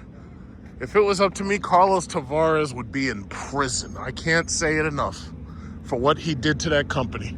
If I was in charge, we'd be making fucking monsters. Carlos Tavares fucked everything up, and he deserves to be in prison for a long time. In fact, I consider it fraud. What Carlos Tavares did is fraud. And I would put him in prison. Now, keep in mind, there's a McLaren and an Aston Martin dealership right up the block. The Lambo dealership is about 5 miles away. But we have a McLaren and an Aston Martin dealership right up the block. Okay, so it looks like we're getting some wicked pulls here. We're gonna get some wicked pulls. Let me stand over here. Uh-oh, blue Honda Civic, watch out, that's where the real power is. We're gonna get some wicked pulls. So this is where I will stand. Oh, look at this. My, Lauren, some senior citizens. Yeah, oh yeah, keep in mind I have the ability to read Chinese. I don't use it very much, but that's what happens when you live in China and you go to school in China and you take language classes. Okay, come on, wicked pulls, let's go. Wicked pulls, goddammit, let's go. Show me something, show me something. It's green, let's go. I don't hear you.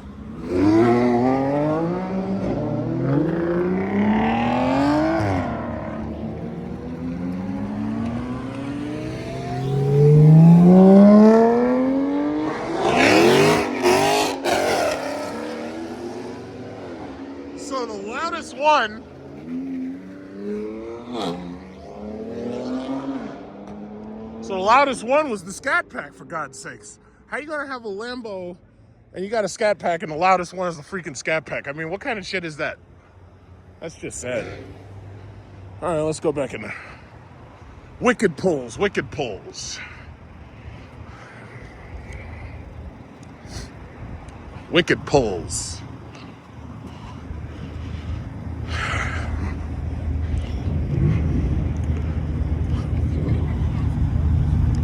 The boys are all right. Oh, we have a ZL1 here. Hey, whatever happened to that Exorcist? You remember when Camaro was supposed to have the Exorcist and it was supposed to beat the demon? Well, that never happened. I'll take shit that never happened for 500, Alex. I have a cousin, and he has 2 Camaros. And he's a younger cousin, and he bought one Camaro, and then he bought another one. Apparently, he likes Camaros. Apparently.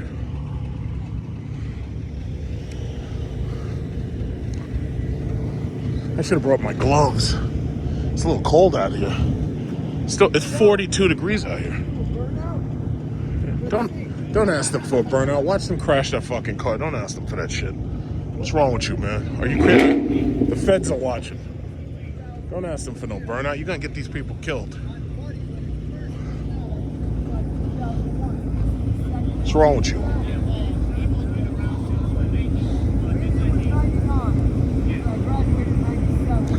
You're telling him your whole high school record and everything? It's like y'all just met.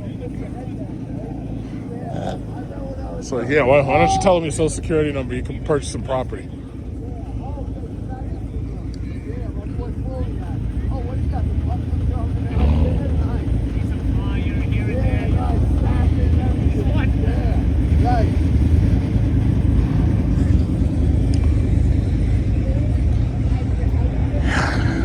I'm surprised the cops aren't posted up like right next to that dumpster. I should have brought my gloves. My hands are freezing. I gotta go back to the car and get my gloves. It's cold out here. Okay, wicked pulls. Let's go. Let's go.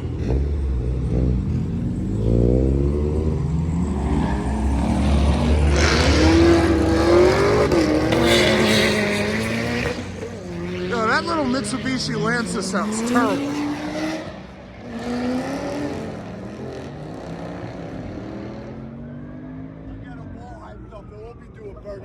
Talk to me. Yep. P1? What's P1? Huh? P1? This one? Yeah. Nah, that's not a P1. That's a Lotus. Lotus? Yeah, look at it. It says Lotus. That's the newest Lotus. They made like 3 different new Lotuses. Yeah. The Elmira and. Where are these firemen going to? Yeah, where are they going? They're just trying. They want attention. They're faggots.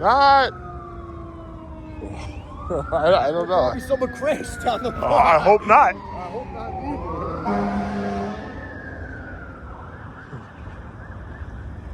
I think we got started drinking early this morning. That's why I'm drinking Fireballs and fucking hanging out. Yeah, you started early. We didn't even get to Thanksgiving. Last night. Oh, Peter Luger's. Yeah, so I had a couple Peronis when I got home. I slept for like 5 hours. I got one little fireball this morning. That's all I'm doing. All right. We got the Ferrari coming. Huh? Yeah, no, you. Well, in public, kind of not, but yeah. But my name's cell tower. All right. Yeah, this guy's old school. He doesn't even have the wireless earbuds. He's got the original AirPods, Apple AirPods, EarPods, whatever the fuck. Wow, you meet some really interesting people. See, you got the women right here. The women are showing up because they need to be seen. They're trying to see the cars, but they're looking for the rich boys with the rich toys. They're looking for rich boys with rich toys. Are you a rich boy with a rich toy? Yeah, well, I need to talk to you. Rich boys, rich toys. Let's go. Rich boys, rich toys. Who's got the richest toy of the boys? Come on, let's see it. Whip it out. Whip it out. Let's go. Rich boys, rich toys. Let's go. All right, come on, let's go. Come on, Lotus. Show us what you spent all that money for. Because honestly, I'm unimpressed. Let's go. Come on, Lotus. Let's see it. Let's see it. Whip it out. Let's go. Look at this. It's like you got a lineup of potential car accidents right here. Look at this. That's a nice car. I gotta say, that Lotus is nice. It's nice. It's definitely nice. Freaking Toyota claims that they're about to make a Prius that basically looks like a supercar. Like, I showed a picture of that shit on my community chat. Like, they got a Toyota that looks like a damn freaking Huracan, basically. I don't know if that's ever going to make production, but I'll tell you what, if it does, people going to buy it. Come on, this is the longest goddamn light ever. Oh, we got the Range Rover. I wonder if Range Rover buyers ever wonder why is it they didn't give them a full Brembo caliper for the back. You spent all that goddamn money. They give you a Brembo caliper up front, but they don't give you one in the back. The back caliper is cheap. It looks like a regular caliper that was just painted. It's like, I wonder if a Range Rover buyer ever says, hey, Range Rover, why the fuck does the Hellcats... Look at this BMW. You see how you have matching M rotor, like, you see how you got matching rotors, matching calipers? Okay, here we go. Come on, Lotus, let's go. Oh, come on. Uh-oh, he's going sideways.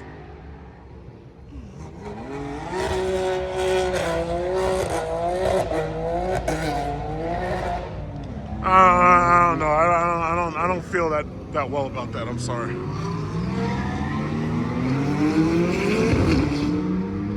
Oh shit! Look at that! He got him! He's getting him! Oh shit! You're doing all that shit and the cops right behind you. Oh man, yo, he's gonna flick them lights on. Watch. When I get out of here, I'm gonna go check and make sure none of these dudes got pulled over. Yo, the cop right behind him. Holy fuck. You're doing burnouts.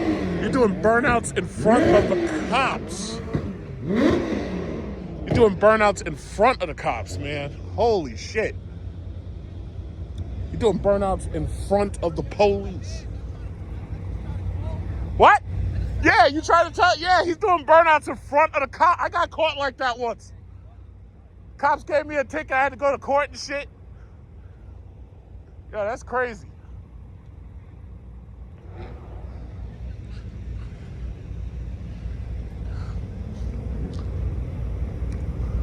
Yeah, you see, like, this Lexus has the orange calipers. I like your calipers. Yeah, it looks good. Yeah, the Lexus has matching calipers. F calipers, and they're orange, right? Now, I wonder, do these Range Rover people ever say, excuse me, hey, Range Rover, why the fuck did you give me a full Brembo caliper up front, but you in the back, you fucking gave me some regular bullshit? Look at this Porsche. He's got the full calipers, just like any SRT product. That Lambo, the same shit.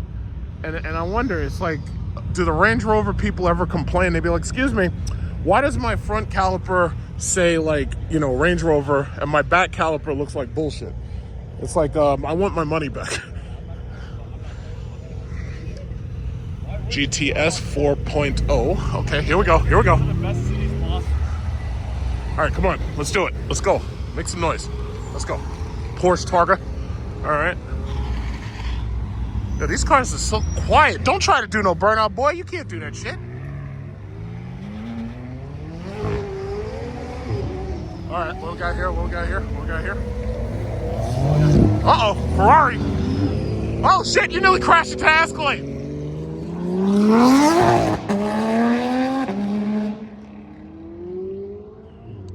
Well, that was underwhelming, to tell you the truth. I'm a little disappointed. That was a little underwhelming.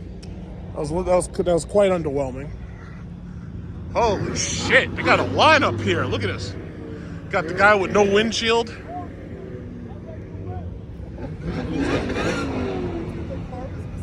Yeah, we already got five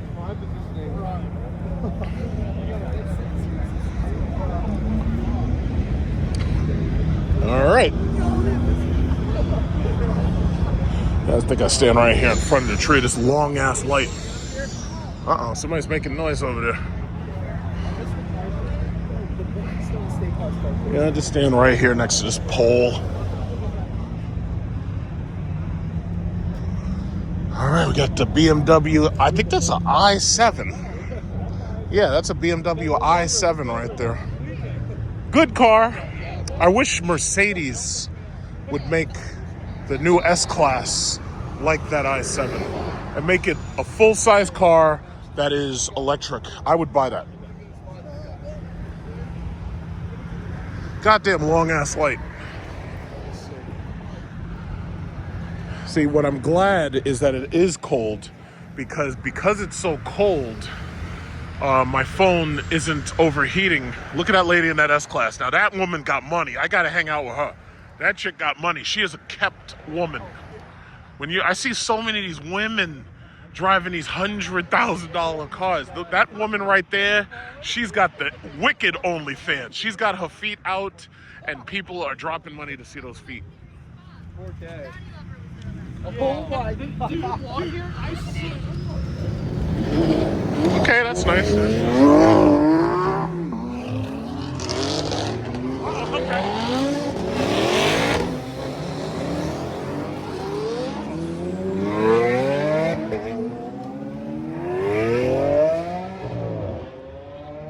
Uh-oh, here we go.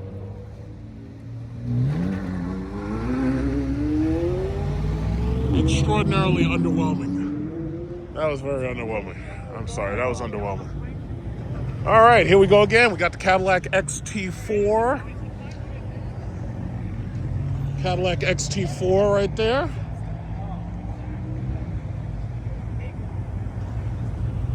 Okay. Oh, I'm recording them there, and she's recording me. Dude, you have an XT4. You ain't racing nobody. That ain't no Optic V. All right, here we go. All right, let me roll that back. See, this camera button. Yeah, this camera button is a little bit interesting. Holy shit, it's cold. It's freaking cold out here. The Storado I think the Storado, oh shit, look at that. Cops and the firemen. Why are they there? All right, I gotta go find out what's going on over there.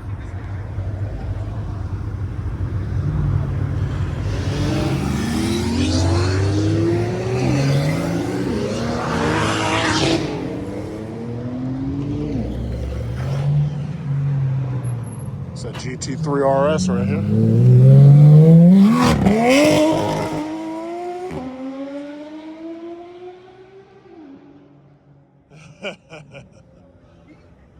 Oh, John D'Angelo, 435i. Get ready. Get your phone out. I just realized something. There's really nobody on the opposite side. Everybody's on this side. If I go over here, I get a better vantage point. What's this guy?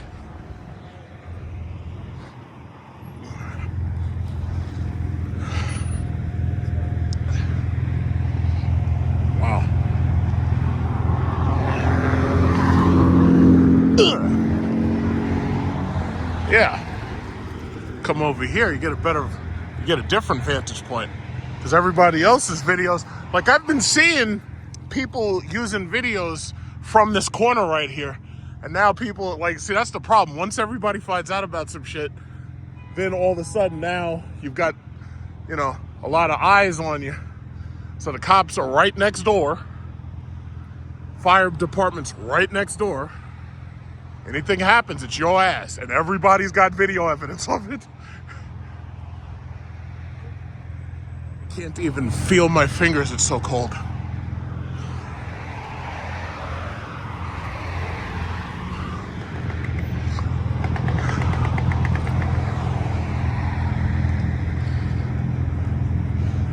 All right, let's get this show on the road. All right, let's see.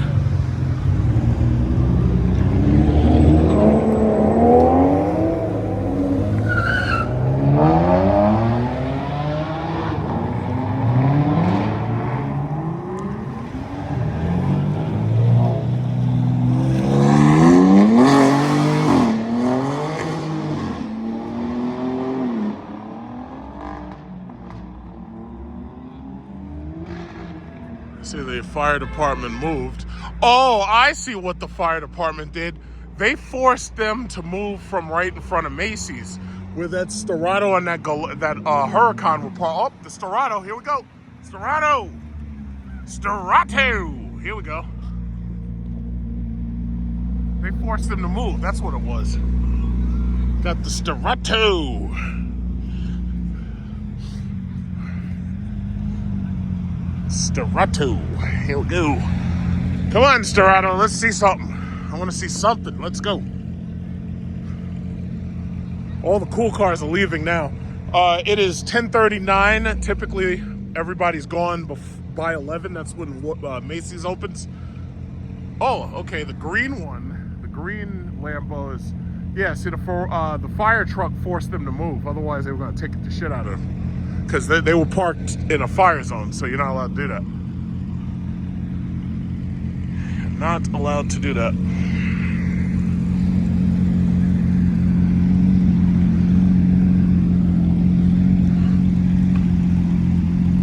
Come on, Sterrato, let's do something. Let's go. Hey, look, I think that's a... kind of looks like either an Airbus A380 or a 747. I think it's a 747. I can't really see it too well. The sun's in my eyes. No, I think that's an Airbus. As slow as that thing's moving, that's probably an Airbus A380. Can't wait till my vacation. Get the hell out of here.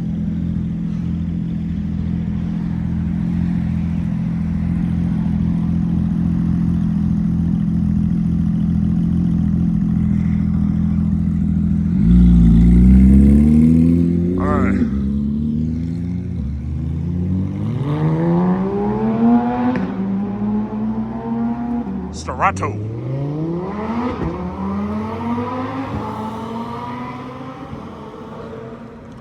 Yeah, nothing whines like that Aventador though. And that Reventon is just sad, but nothing whines like that Aventador whines, man. That Aventador, the Aventador whines. I like that one. Oh, look, the cops. Look at this guy. You see what I'm talking about? This is what I'm talking about. Every single time we show up, they are quietly sitting back and they're watching. And as soon as something happens, you're done. That's why I just don't even, I don't like to participate in stuff like this. I just don't do it. Because, you know, fortunately, it's not too illegal. But technically, this is loitering, and this is on private property because this is Macy's parking lot. So as long as Macy's doesn't say anything, we're good. But the second something happens, it's over. And you go, and somebody goes to jail. Because I've seen people get locked up. I've seen car accidents at these things. We've all seen it. We watch fucking Instagram and you watch Facebook and stuff. We've all seen that shit, man. It's like, yeah, I don't even want to be a part of it. Like, I don't mind coming here and getting some video for content. But, nah, man. The stakes are too high. Okay, so all the cool cars left. Look at this. I think that's a GTO. Pontiac GTO over there. I remember the days when these Nissan GTRs, they ruled these meets. Look at that. That carbon fiber shit is fucked up. You gotta fix that. You gotta get some glue. Carbon fiber. Look at this guy. Turbo Porsches. All these turbo Porsches. Oh, look at this. Is this your car, man? No. No. Which one's yours? Huh? Which one's yours? I parked all the way over there. I'm a Cadillac Lyric. You're a Cadillac Yeah. Lyric? That's cool. Yeah, I didn't bring any cool stuff here. That's it.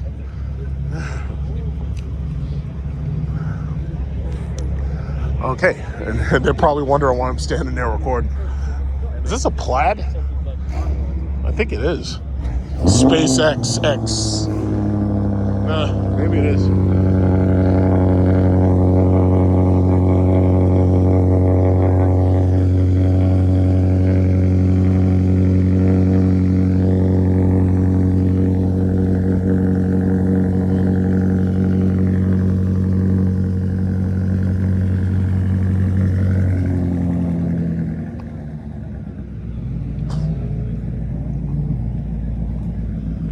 Hellcat. Silent. See, the Hellcats days are over. Now when the Hellcats come, they just quietly sit off to the side. They don't even bother. It's a C8 over there, C8 Z06. It's like, I feel bad for Chrysler Jeep Dodge owners at this point. It's like their days are just over. And I say there as in, like, even though I own one, it's like I don't even bother trying to show up like this. I just don't. There's no point. There's just no point. Stellantis killed y'all. They got the stupid Hurricane engines now. Fucking 6-cylinder turbos. Nobody wants that shit. See, and this is what I was saying. Eventually, these car meets were basically going to go back to being older foreign cars, specifically Porsche, BMW, and old AMG Mercedes. Because now that the SRT is dead, it's like that's all we got. I thought this guy was leaving. I guess he's not. Alright, well.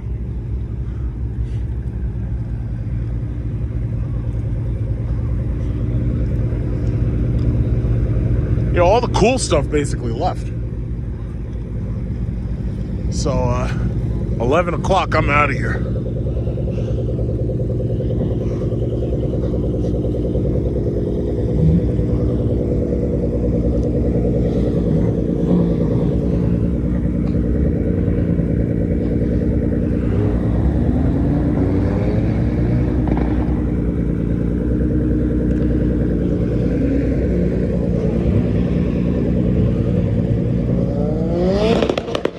Holy shit.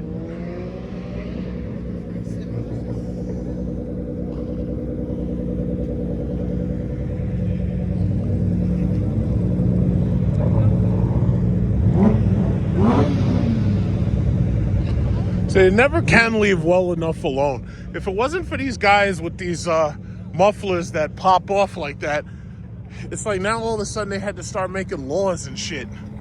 It's like you could have just left well enough alone. Hey. Alright, yeah. The GT3, yeah.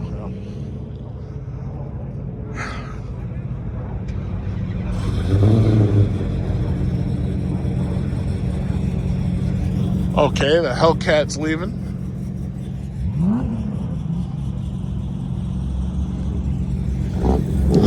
So he had work done on his camshaft. It's like when those things first came out, it was basically you just buy an Arrington cam and you change your muffler. Get one of those Arrington camshafts.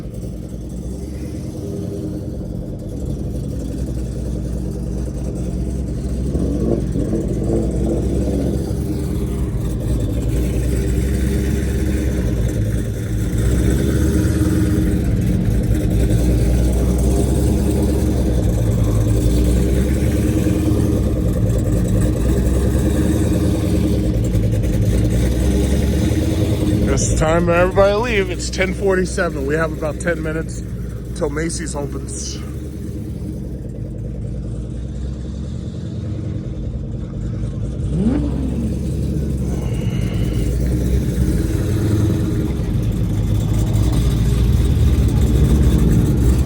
All right, here we go.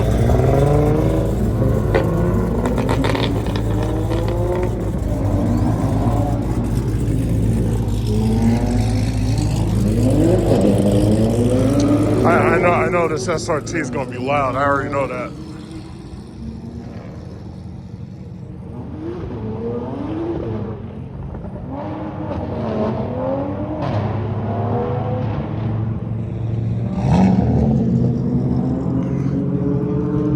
Yeah, it's about that time. It's about that time. So I will probably go to the store. I will go to, what is it called? I will go to Micro Center. I'll go to Micro Center, Montana. Okay. I'll go to Micro Center and get that drive.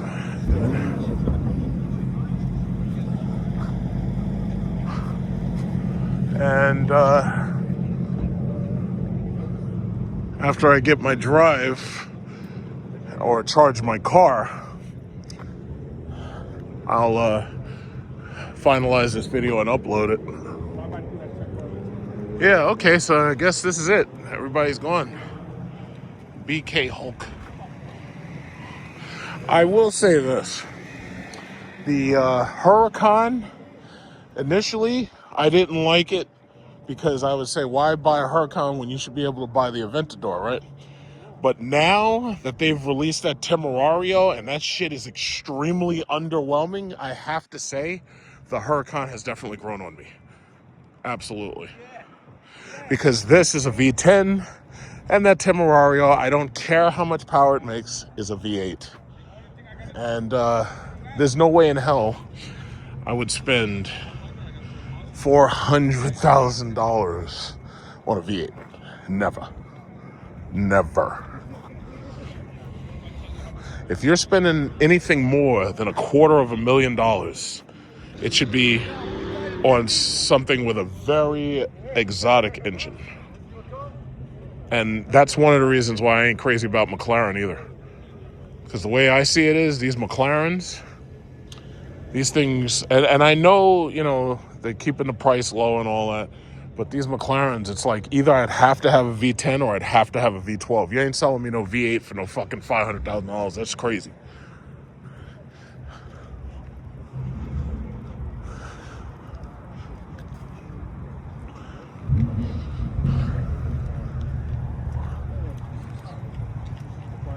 SS.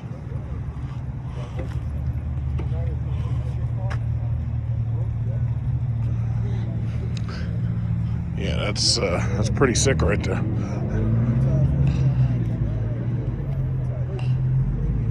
That is pretty sick.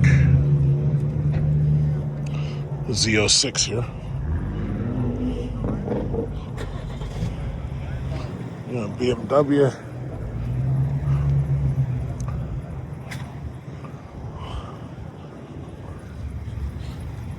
Oh, that was kind of interesting, right?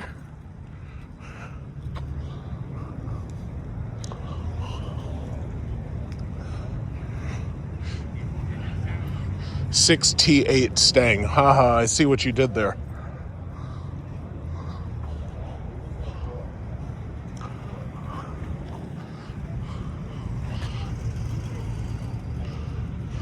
See, I have an uncle, and he hand rebuilds Ford Capris. He has like 7 of them, I think.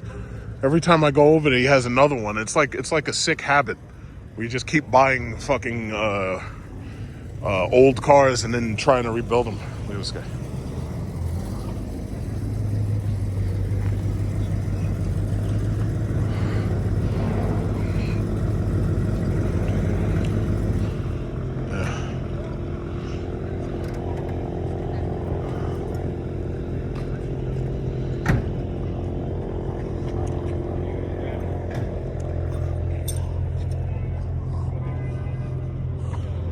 so it is 10:52. So I think Macy's is just about open.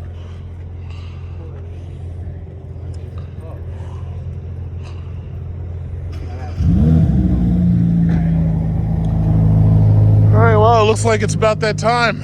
It's about that time.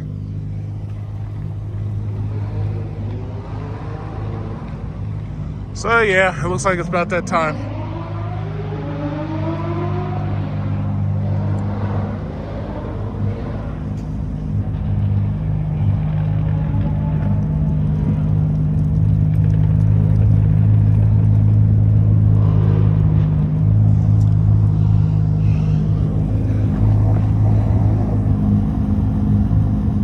Looks like it's about that time. It's about that time. Time to go.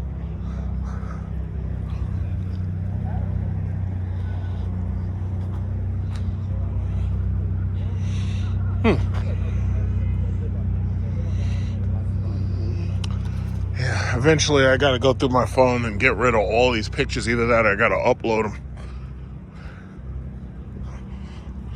Gotta put them in my... But see, it's funny. They automatically upload, so I already saved them. It's just that the problem is I'm just gonna probably just erase them because I already basically have them backed up. This is the reason why, like, people keep asking me, why do you need 2 terabytes?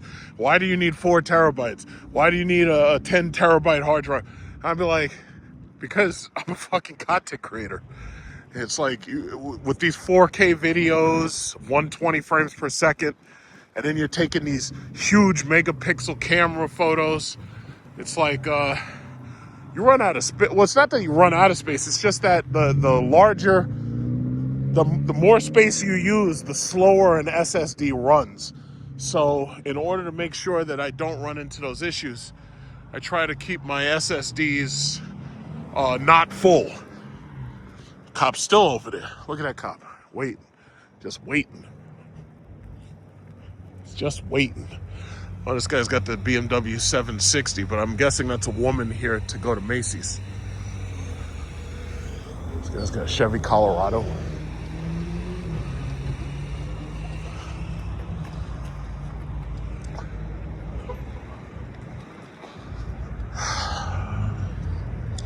And we got this Hellcat. Ferrari and a Hellcat. This is nice. I really like the old one better, though, because the old one just has that classic look. Yeah.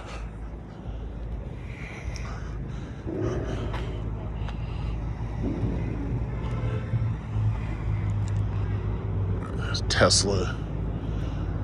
Yeah, I'm probably gonna head over to Americana Manhasset. See what's going on over there. Cop is a little piggy here, piggy squeal. Just waiting. Just waiting. He's just waiting for somebody to do something wrong. I'm out of here. I'm done. 10:56. Everybody, all the cool cars, everybody's gone. I'm out of here. Yeah, I parked over there. Yeah, not interested in being surveilled.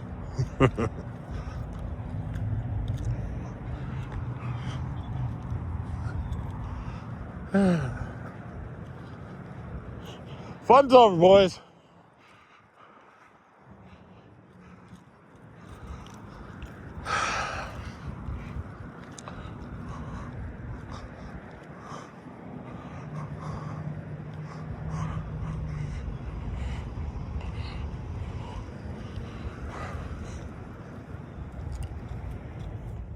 All right. So we're getting up out of here. So, looks like the McLaren and the Huracan getting ready to go, but I'm done for today. I've seen enough. All right, so let's see what we got. Get on this Black Friday. These Black Friday deals.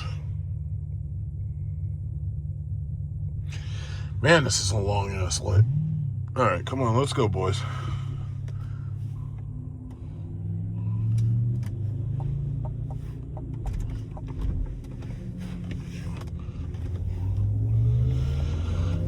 All right, so that was fun. Nice way to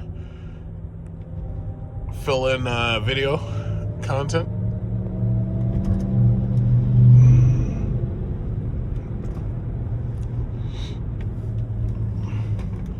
Yeah, see, this is where all the car dealerships are. We got BMW right here. We got a Mercedes down the block. Audi's down the block. Lamborghini is 5 miles away. We got, what is it called? Aston Martin, McLaren are right here. A lot of those cars were pretty much purchased from there. Or leased, I should say. Got the coppers right here. Got those coppers.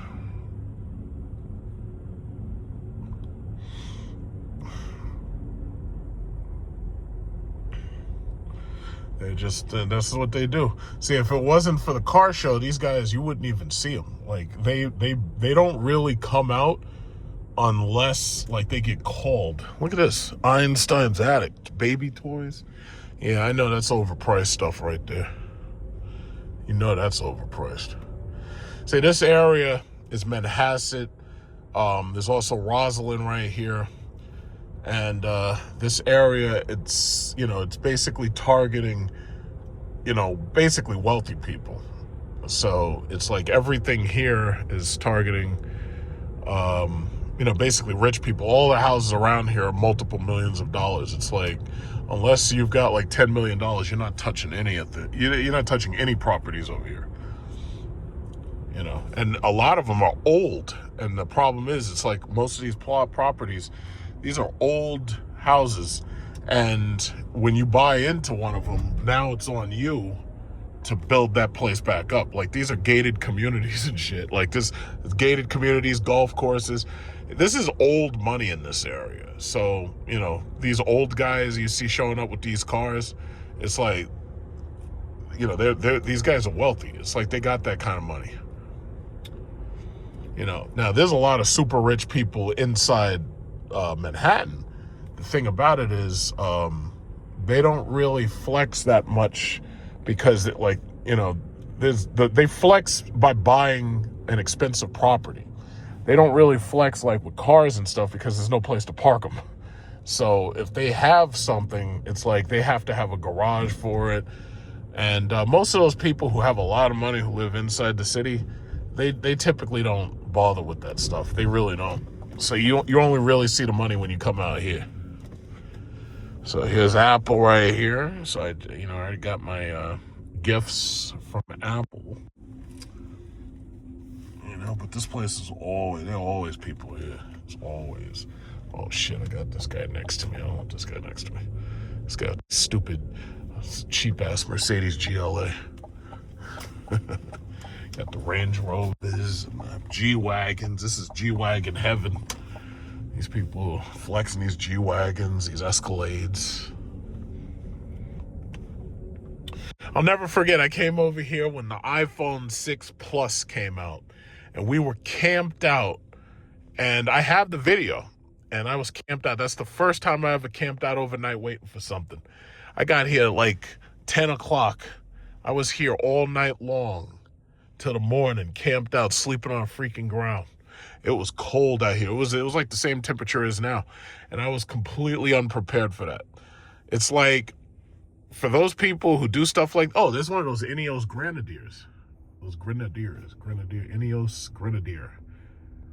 I thought that was a G-Wagon at first, but no, it's a Grenadier. You know, you're starting to see more and more of those because they were selling them at Costco. It's like, yeah, if you wanted a Range Rover or you wanted a G-Wagon, but you can't afford either, or you want something that looks different, then you get the Ineos Grenadier.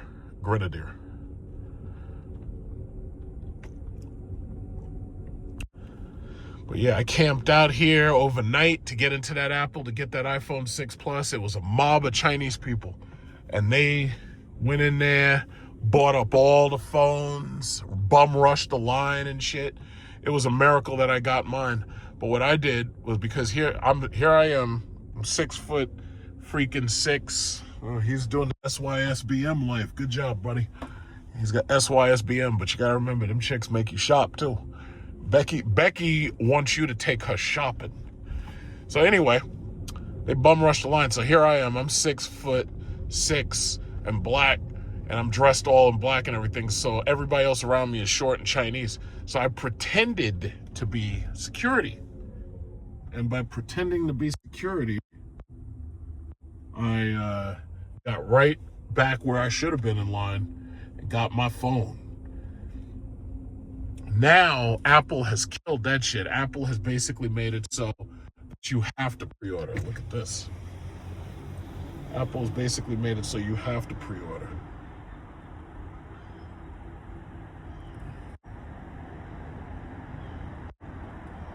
They don't want you showing up unless you've pre-ordered. They absolutely do not want you showing up unless you pre-order. And that's how they make sure that they that they don't get mobbed. That they don't get too many people coming in there. Or they don't want you camping out, because really it's a safety situation. They don't want you camping out there because if they have like a terrorist attack, they don't want to be in the news for that shit. So what Apple did, very simply, they said, yeah, pre-order your phone and then you come pick up your phone. If you don't pre-order, you ain't getting one. So you can order it and the shit will come to you in the mail. But if you don't order it, if you don't pre-order it, you ain't getting one. And that was brilliant because it works perfectly. So now you show up on launch day, your shit is there ready for you. That was absolutely brilliant.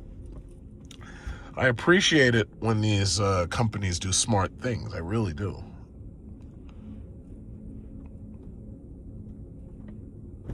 I'm thinking this guy came from... No, he didn't. Oh, I've seen his car before. That guy works at the... he works at Cipollini. And he usually parks behind this place with that Scat Pack. I've seen him a couple of times. Hey, look at this. This is a Cadillac Vistic. No, that's an Escalade. Oh, shit! That's an Escalade IQL. So this dude's got money. And those things are expensive as fuck. So that's the electric Escalade IQL. Wow. That's a big boy right there. That is a big boy. They got an IQL SUV, and that shit sits 11 fucking people. 11 people. That's not a truck no more. That's a bus. Yeah, you see all these Escalades. Everybody got these big ass Escalades, and it's usually some small, frail woman driving them. So when she does get into a car accident, she just destroys shit. It's like amazing. You get these little women driving these things. Tesla, yep, Tesla. Yeah. Oh, that's the Model Y Standard right there. Model Y Standard. Okay, so nothing really going on here. And besides, Tesla doesn't open until 11:30. But right now they don't have anything else unless they had the Model Y Performance. But it looks like they don't have that yet. The Model Y Performance, when they get it, I'm going to come back and I'm going to test drive it. But they don't have that yet. So I'll check back with them next week, find out. But I would think they'll have the Model Y Performance probably within the next month or so. They might have it, soon. But I'll come back and drive it then. Take more video content. See, and that's the thing, I feel bad for these YouTubers, because these YouTubers who thought all they were going to do is buy a Hellcat or a Scat Pack and they were going to start a YouTube channel and make a lot of money. I feel really bad for them, because SRT pulled the fucking rug right from under them. Pulled the rug right from under them. And I saw it coming, too. I was saying it. I was like, wait a minute. I think this shit is unsustainable, for one. And, yeah, man, they pulled the rug right from under these dudes. Pulled the rug right from under them. I feel bad for him. But see, me, that was never, I never had any core content. It's like my content is like whatever. It's just whatever. I'm all over the place. And that means that you don't get tied down with any one thing. Because I started with the car videos and stuff. The biggest video that's on my channel is a video from a South Korean red light district. Had nothing to do with cars. 7 million freaking views. And then YouTube basically started playing their games with the algorithm and everything after COVID and started screwing people over. So now everybody is basically complaining. They're struggling to get views. That's the reason why I make my videos the way I make them now. It's like I make big, long videos.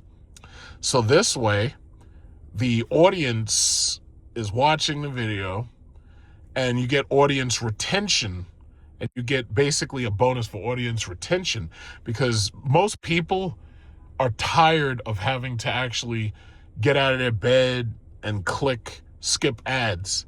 So the ads just play. So, you know, it is what it is. It's like YouTube money to me at this point, it's like if I really, really wanted to make a lot of YouTube money at this point, I would keep doing live videos and I would try to get as many super chats and stuff as I could. At this point, I don't even care. It's like I've put so much YouTube money into my stock portfolios and buying gold and shit. It's like at this point, you know, I've just leaned back on the shovel. It's like when I was doing Passport Bro content, I was doing live Passport Bro videos, I was making like $2,000 and $3,000 a month. And that was pretty cool. But it took a lot out of me just to sit there, and then you got to kind of wait until something is trending, and that's when you do it. Yeah, see, that's the Aston Martin and McLaren dealer. So they sell Aston Martin and McLaren. Long Island sports cars, they call them. Yeah. But it was like, yeah, you can, but you know, I can keep making my money just like this. I don't have to work too hard. I think that's either a CLE or I think that's a CLE. Yeah. I think that's a CLE. Those are nice little cars. Expensive as fuck, but they're nice. You know, you're paying for the style, but I do like the fact that Mercedes has made it so that you get that nice S-Class interior regardless which car you buy. You know, because not everybody needs a car that size. So you can get a GLC and still have a nice interior. It's not as big, but you know, a lot of people don't need that much space. Rivian, they got a bunch of Rivians parked there. I'm glad to see Rivian's doing okay, but the big problem with Rivian and Lucid is the same problem that Fisker and Tesla had. It's like you got to hit the $50,000 mark with your sales. You have to make a car that you can sell for $50,000 or less, because in this market, $100,000 luxury electric vehicles that depreciate fast, that's not the answer. It's just not the answer. You know, you can sell a lot of them, especially if you're in a nice neighborhood like this and you're selling to rich people. The bottom line is that's really not the answer. You have to have sub $50,000 options. Tesla understood that, and that's the reason why the Model Y and the Model 3 are doing so well, because they said, you know what, we're going to attack price. Rivian is bringing out like 2 new trucks, small trucks, and they're going to supposedly be like in the $50,000 range. And chances are, I think the next president's going to be a Democrat.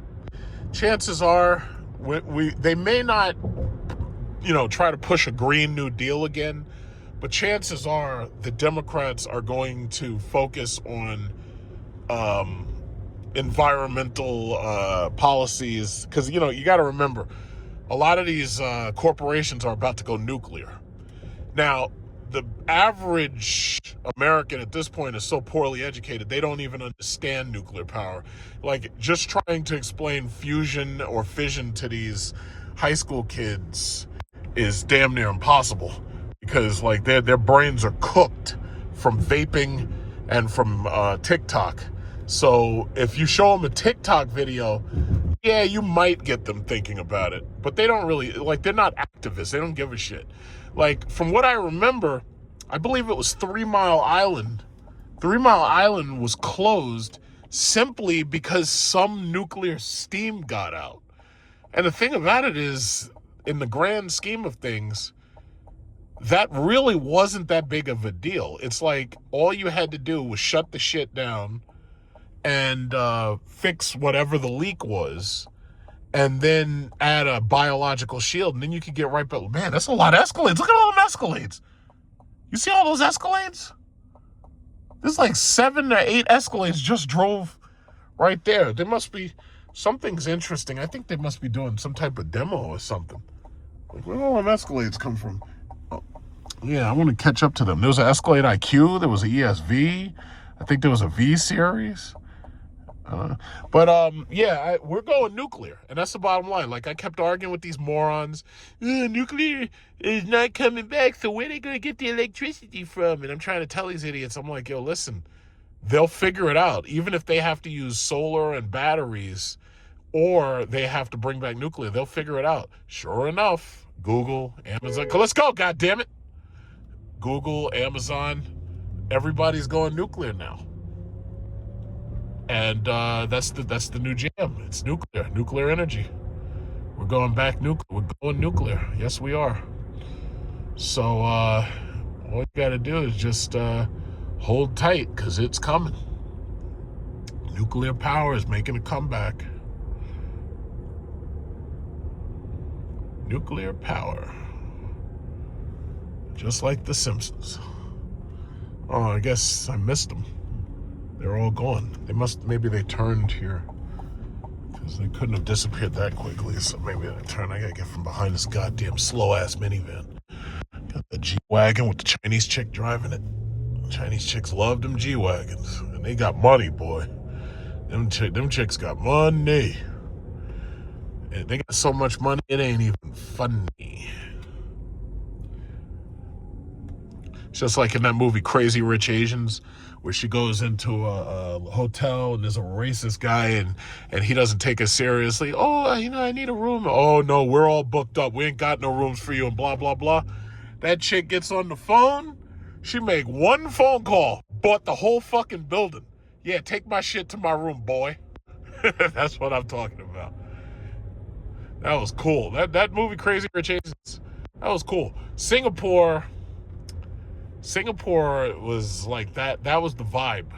Like Crazy Rich Asians. That was the vibe you get. Like, you got all them Chinese fucking degenerate gamblers who come to the Manila Marina Bay Sands Hotel and they go to the casino so they can gamble, because they can't do it in China. Or they have to go to like Hong Kong so they can gamble. Or Macau. Yeah. It's like, yeah, take my stuff to my room, boy. That's right. Bought the whole building and shit. That's what I'm talking about.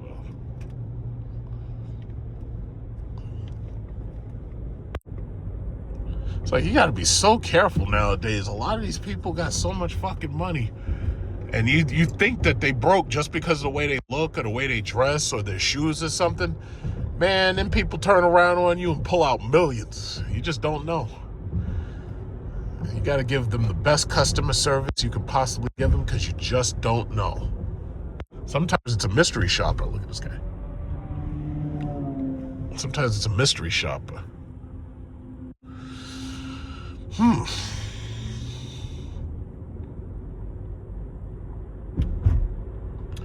Yeah, so I'm just going to go straight to the electric charger. And then, when I'm finished there, I'll go to Micro Center and get my hard drive, or SSD drive. 4 terabyte SSD drive. So that's the problem with PC gaming. You end up spending so much money, it's not even funny, because you treat your computer kind of like you treat a car, and you always want to upgrade it and everything. I'm only going to just buy this one upgrade. I had to talk myself out of buying a monitor, because my monitor was fine. My monitor was working just fine. I had to talk myself out of buying it. Get off that phone. Get off the phone. Pay attention before you wreck that goddamn little ass mini. But when you go down that rabbit hole of PC parts and upgrades, yeah, you be spending too. Like, there's a lot of games that are on sale right now for the Black Friday. And I'm going to probably end up spending like $100 in games, because I want to buy some games for my Switch 2. And there's also some games that I plan on getting for my PC. I like these little Mercedes C-classes. I think they're so nice. They're like little S-classes. They're really nice. But yeah, I'm gonna buy some games, specifically because when I go on my vacation, I'm taking my Nintendo Switch with me. I can play it on the airplane, in addition to watching movies and shit, because those are some long ass flights. So yeah, I'm gonna have my Switch 2 with me, along with my laptop. I'm going away for a while, so gotta have lots of entertainment.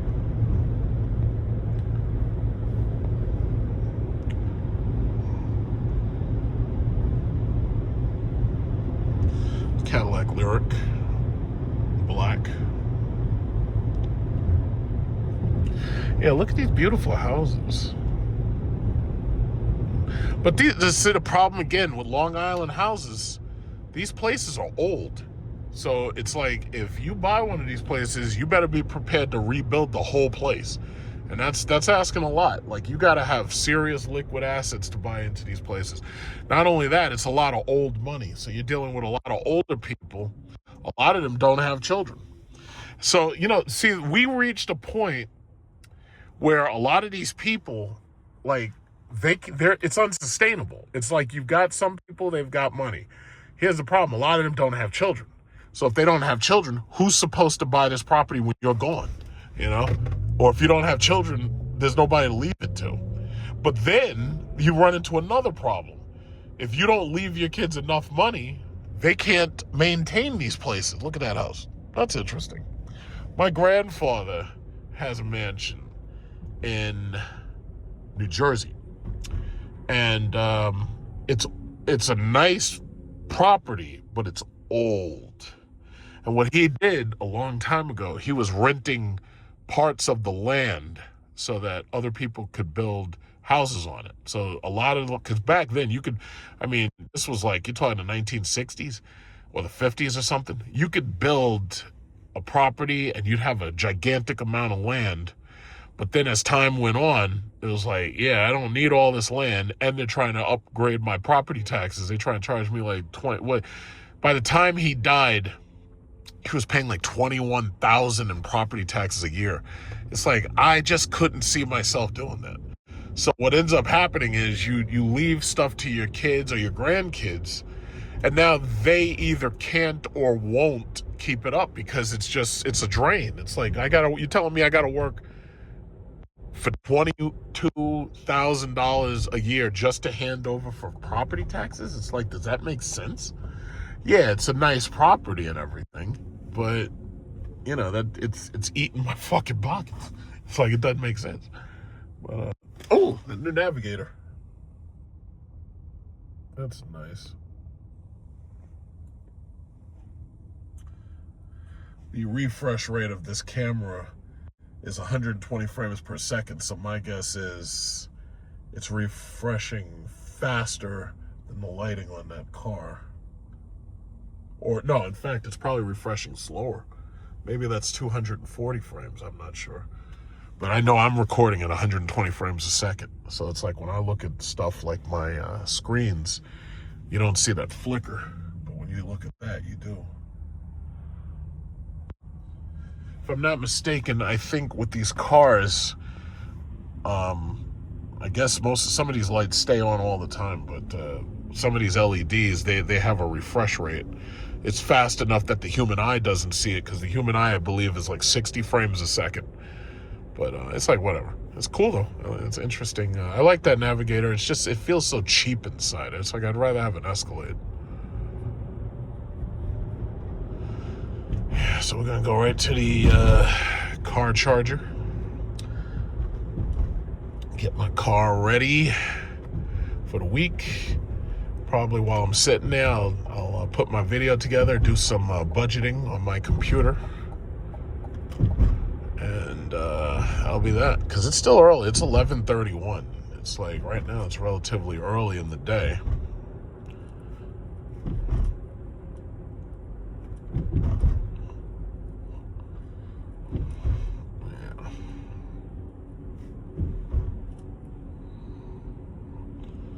Yeah, it's real nice and early.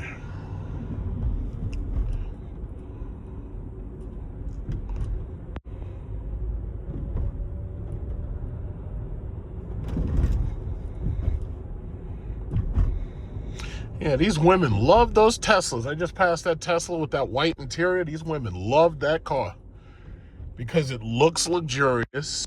It's not extremely expensive to fuel. You can, you charge the shit at home. There's a charging station right there.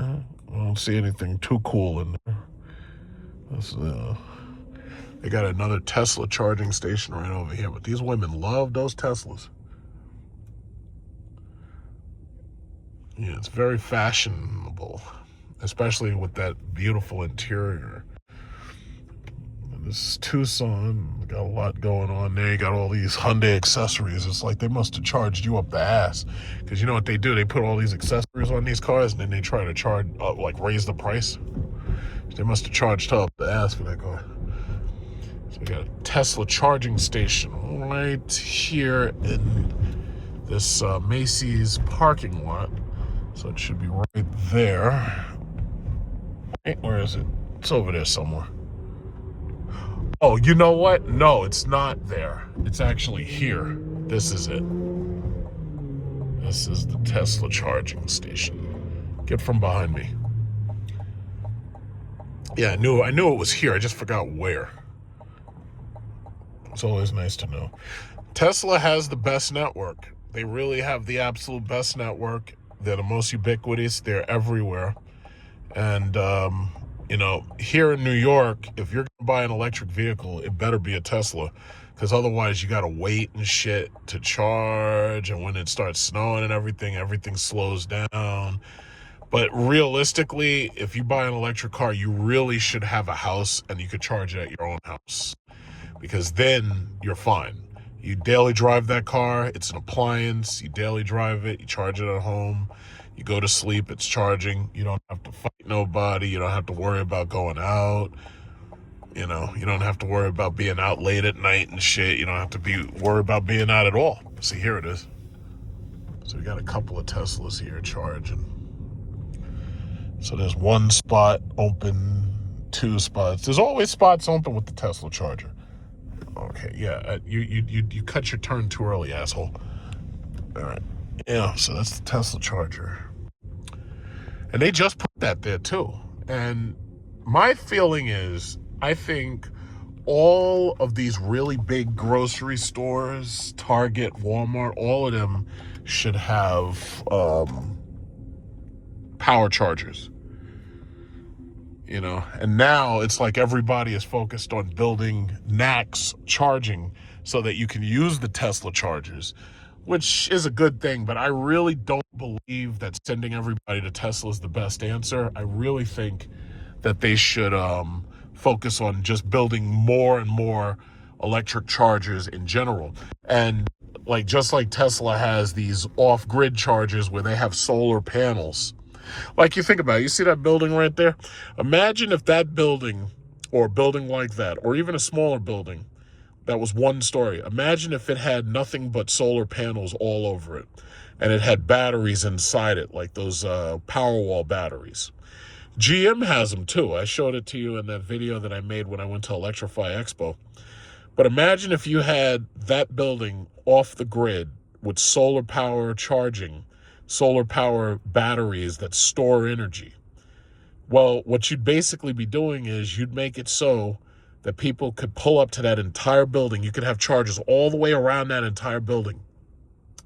And people could charge there. And they're paying fees and everything, but you'd have that going all day long, 24 hours a day, charging cars. You'd make the money to pay for that building. Unless, because the building would be like offices and shit. Regardless what you're doing inside the building, the outside bottom floor would be chargers all the way around it. And that ultimately, when they start making those nuclear power plants, you're going to see that. You're going to see that eventually. It's coming. Where basically you have nuclear power plants and right next to the plant you have chargers. Because we actually have a plant that's over here that burns garbage. It's a sanitation plant. And when they burn garbage, they actually use burning garbage to make power too. They don't burn coal usually, they burn trash or certain types of trash in an incinerator. Usually when you're driving past, you usually see it, like you see the smokestack, but right now I'm not near it because you see it in the background, you see Carvana, see that Carvana building right there. but there is a trash burning sanitation center, and they produce power that way. And my thing is, sooner or later, you're going to have it so that, yeah, you just pull up and you can charge a car when they're burning garbage and shit. And they use that to create electricity, while they're burning garbage. It's pretty cool. But they're going to come up with all types of stuff, man. I like the idea of solar panel off grid. I like that idea. And that seems to be where we're going. And I'm okay with that. That's pretty cool. But yeah, it's a nice, comfortable, calm day. Very nice. Oh, there's that Tesla with that white interior. Got a woman driving it. These women love that car. They love that Tesla. I don't blame them. I like that Tesla. I just don't like Elon Musk. And I know there's a lot of people, oh yeah, well, just because you don't like somebody, you don't have to cancel them. Listen, when you're literally trying to threaten people's existence by posting shit and trying to get people upset and angry and shit and trying to literally get people to attack other people, nah, I got a problem with that. I have a serious problem with that, because you're causing people to have to fear for their lives. Now, I don't fear for my life because I got the Desert Eagle. Before you take my life, I'm gonna put 3 in you. In fact, no, I'm gonna empty my whole clip. That's, what is that, $3.50 times 8 fucking rounds? Or is that like $29 or something? Because a packet of rounds cost me, what was it, like $30? No, I think it was like $40. Them shits is expensive. But I'm talking about the people who can't fight for themselves. I'm talking about the people who can't defend themselves. When you're talking that far-right racist shit, see, Europe doesn't tolerate that shit. That's why they got a fucking boycott on Tesla right now. But, those people can't defend themselves. See, I got the AR-15, so I can defend myself. But, a lot of these other people, they're not so lucky. So, I have a problem with that. I have a problem with that. I have a problem with people who do shit like that, with the hate speech and all that. And oh, well, it's just speech. No, it's not. If you're convincing people to go fuck with other people, that's not just speech. But Europe don't play. See, America coddles racism. Europe don't play that shit. Europe will fuck you up. They will lock you up. There's a British comedian, that dude got banned. He got fucking locked up for telling jokes. Like, they don't play. They do not play. And I totally understand. I'm like, yeah, you know what? You're right. You shouldn't play with these turkeys. You shouldn't play with them. They want to talk all that shit, you can spend a night in jail. In the booty house. Oh, God. What's the line look like? Is there a line? There might be a line. Because I could stay. It's not a big deal. Oh, no. It's a short line. Okay, yeah. There's only like one person there. Look at this chick. She's doing her shopping. Hell yeah. Come on, guys. Let's go. Oh, my God. What are you waiting for, stupid Central? Let's go.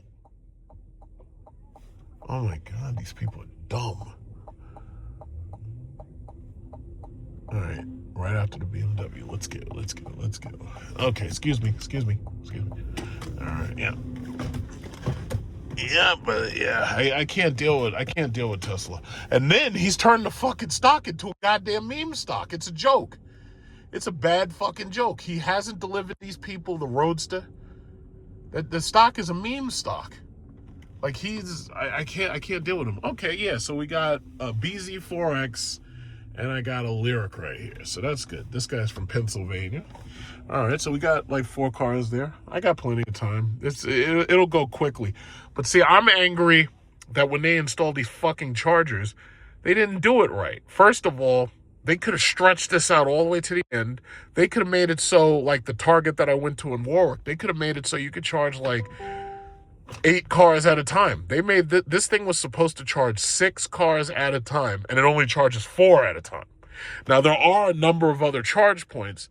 The thing about it is I'm stuck with EVgo because I'm free for 2 years. In January, my free charging runs out, so at that point, I will be charging at home. But for the last month of December, that's how long I have to complain. After that, I have to start paying for this shit.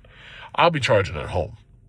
because when I charge this car to full at home, it will only cost me about $10 every time I charge it. So, you know, with them SRT cars, I'm going from like $150 a week down to $150 a month at most. And I don't even think I'd be paying that much because, you know, it's like, I have to say, just coming to this charger cost me about 20 miles in total because I have to drive 8 miles to the charger or whatever, and then I have to drive 8 miles back. So just charging at home will save me, you know, time, mileage, and money, because if you wait till nighttime to charge, you're charging off peak. So that it's like 9 cents or some shit per kilowatt. It's like, yeah, this car is 100 kilowatts. So if I only have to use 70 kilowatts every couple of days, it's like, yeah, man, this car absolutely does save you money. That's a nice blue right there. That's a very nice blue Lyric right there.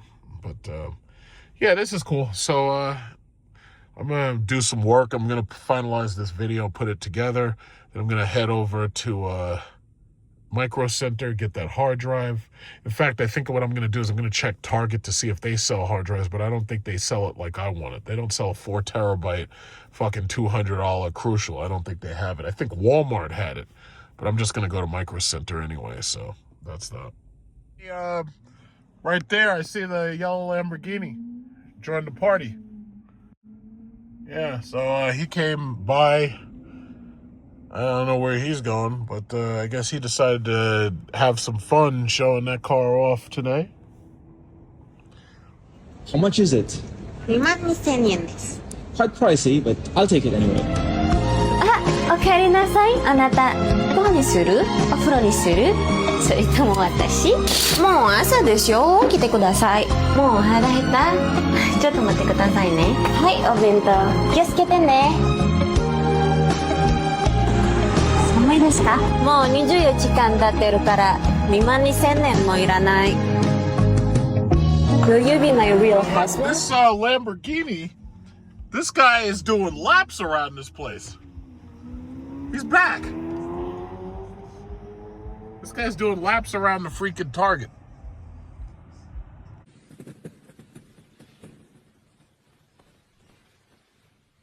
Listen up, I have the deed right here. I'm the owner of this island. You owe back rent. You hear? I'm here to collect.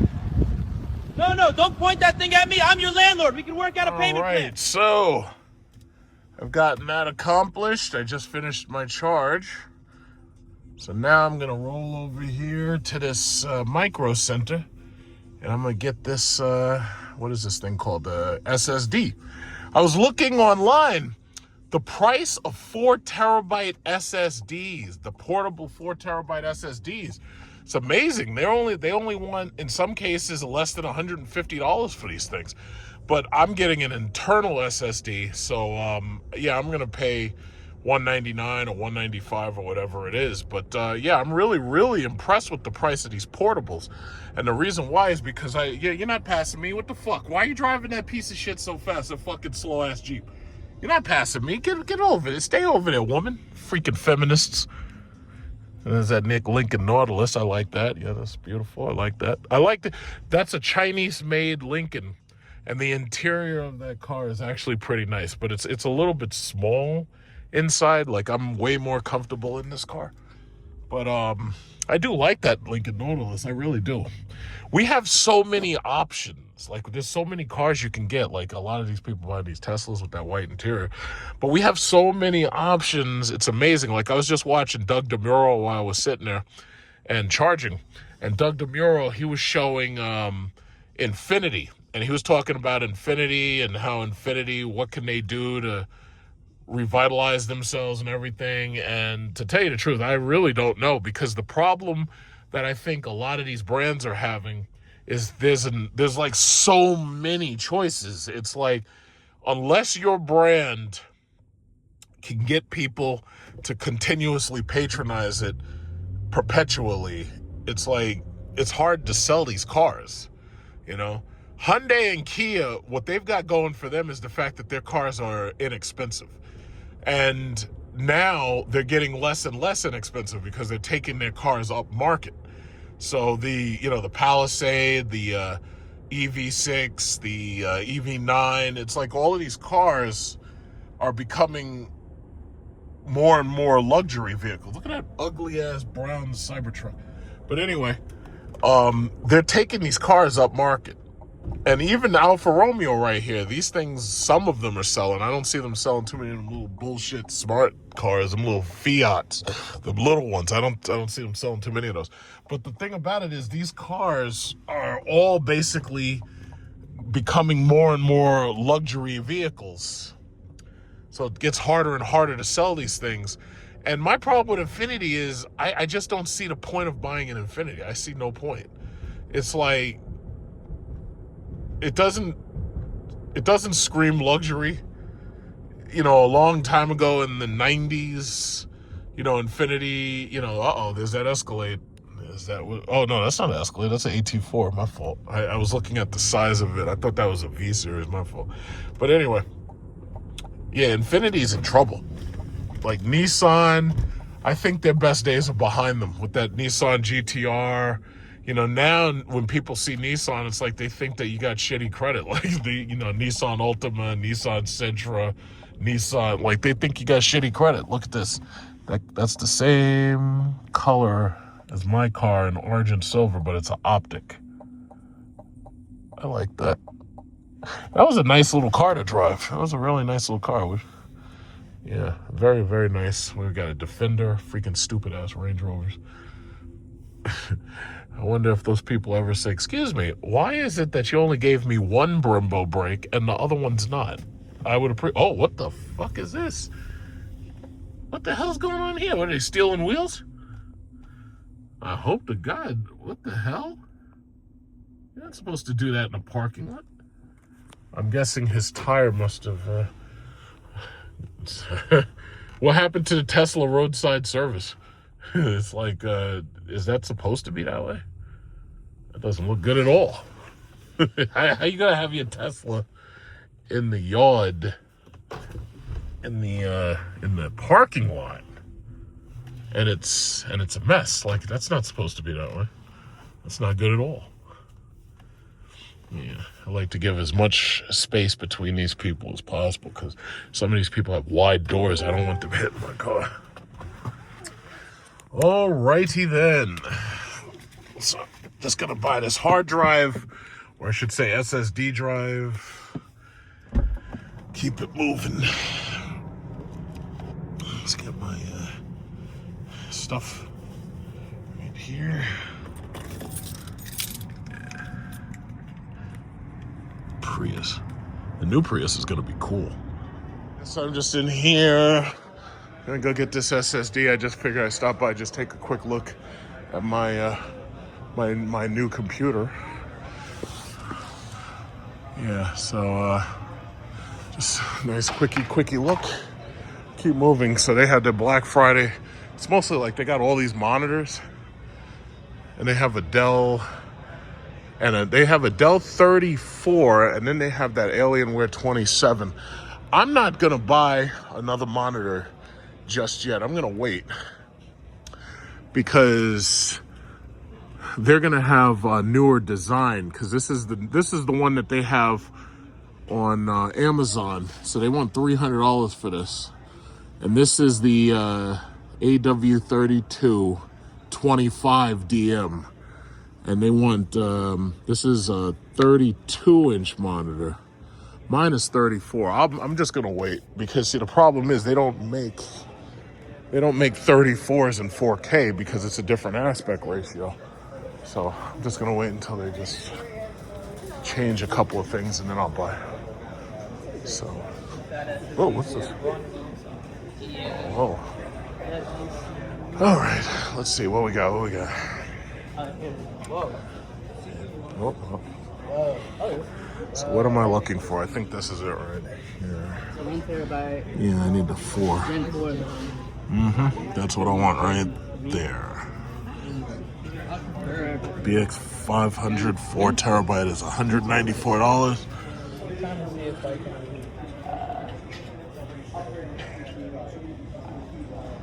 Yeah, I doubt they would have anything at Gen 2.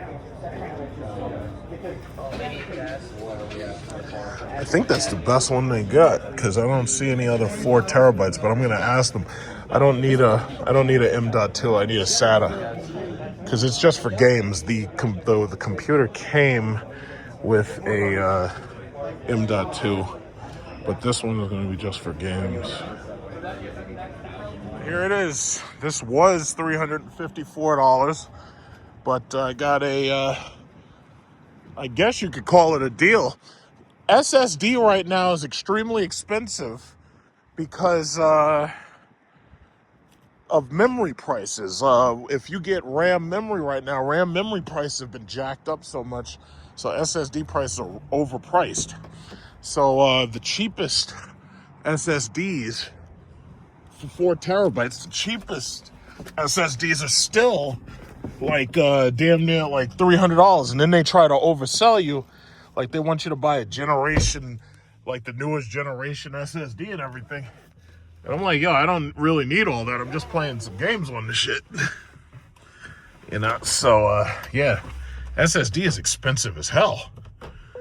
Like it basically appeared to me that it was like the SSD prices, you're paying no less than about 200 and but see, I got a 4 terabyte. Had I been getting a 2 terabyte, it would have been cheaper, but I didn't want a 2 terabyte. My last computer, I had a bunch of 2 terabytes. They worked perfectly. See, the thing about it is when you go from hard drive to SSD, it really doesn't matter that much if you use M.2 or if you use SATA. The simple fact is, it's a hell of a lot faster than hard drives. But the reason why you have a hard drive, there's that Jeep again. The reason why you want to have a hard disk drive is because if you have video, it's a waste of space to put videos on an SSD. It's a waste of space unless you are editing them. If you're editing video, you want the entire thing to be no moving parts, and it's faster because there's no moving parts. But when you're talking about what is it called, just playing video games, yeah, you want your video games on SSD. You want your videos that are old and finalized and classic videos, you want all that stuff on a hard drive. You don't want that stuff on an SSD. It takes up a lot of space, and it's a waste of an SSD. So basically, I got this 4 terabyte SSD. I'm gonna pop that into my Alienware Area 51. And I was also looking at the price of hard drives. Like I saw a dude, he was getting a 14 terabyte hard drive. Now I don't need that much, but for storing all of my legacy stuff and backing up my network access server, I'm thinking an 8 terabyte or an 8 terabyte or 10 terabyte hard drive will be enough. But by next year, prices will be even lower. It's like right now, it's really crazy. It's not that like what you would like to believe is a sale. This shit is really not on fucking sale. This stuff is overpriced. And, you know, it's funny that there always seems to be something driving up prices.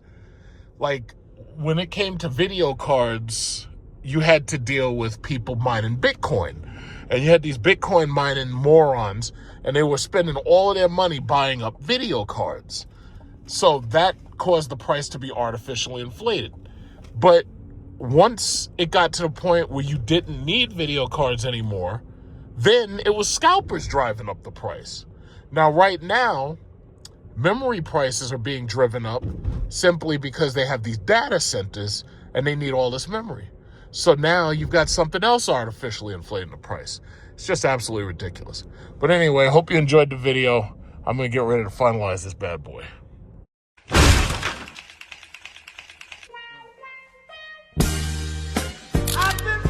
What? Wait a minute, bitch. Wait a minute, bitch. Wait a minute, bitch. Wait a minute, bitch. Know this, Bradley. Are you a real man or not? Am I wrong for wanting a woman who can't speak English? I have 6 kids, so if you are a real man and you want me, you have to take them too. Bitch, you crazy. I don't cook or clean, and I expect princess treatment from day one. Time out, time out. Flag on the play, I'm going to Colombia. U.S. has our washed. Hey, fire crotch. Can I check your temperature with my meat thermometer? American women are too masculine. I am not settling. If you can't buy a luxury car for me cash, you can't date me.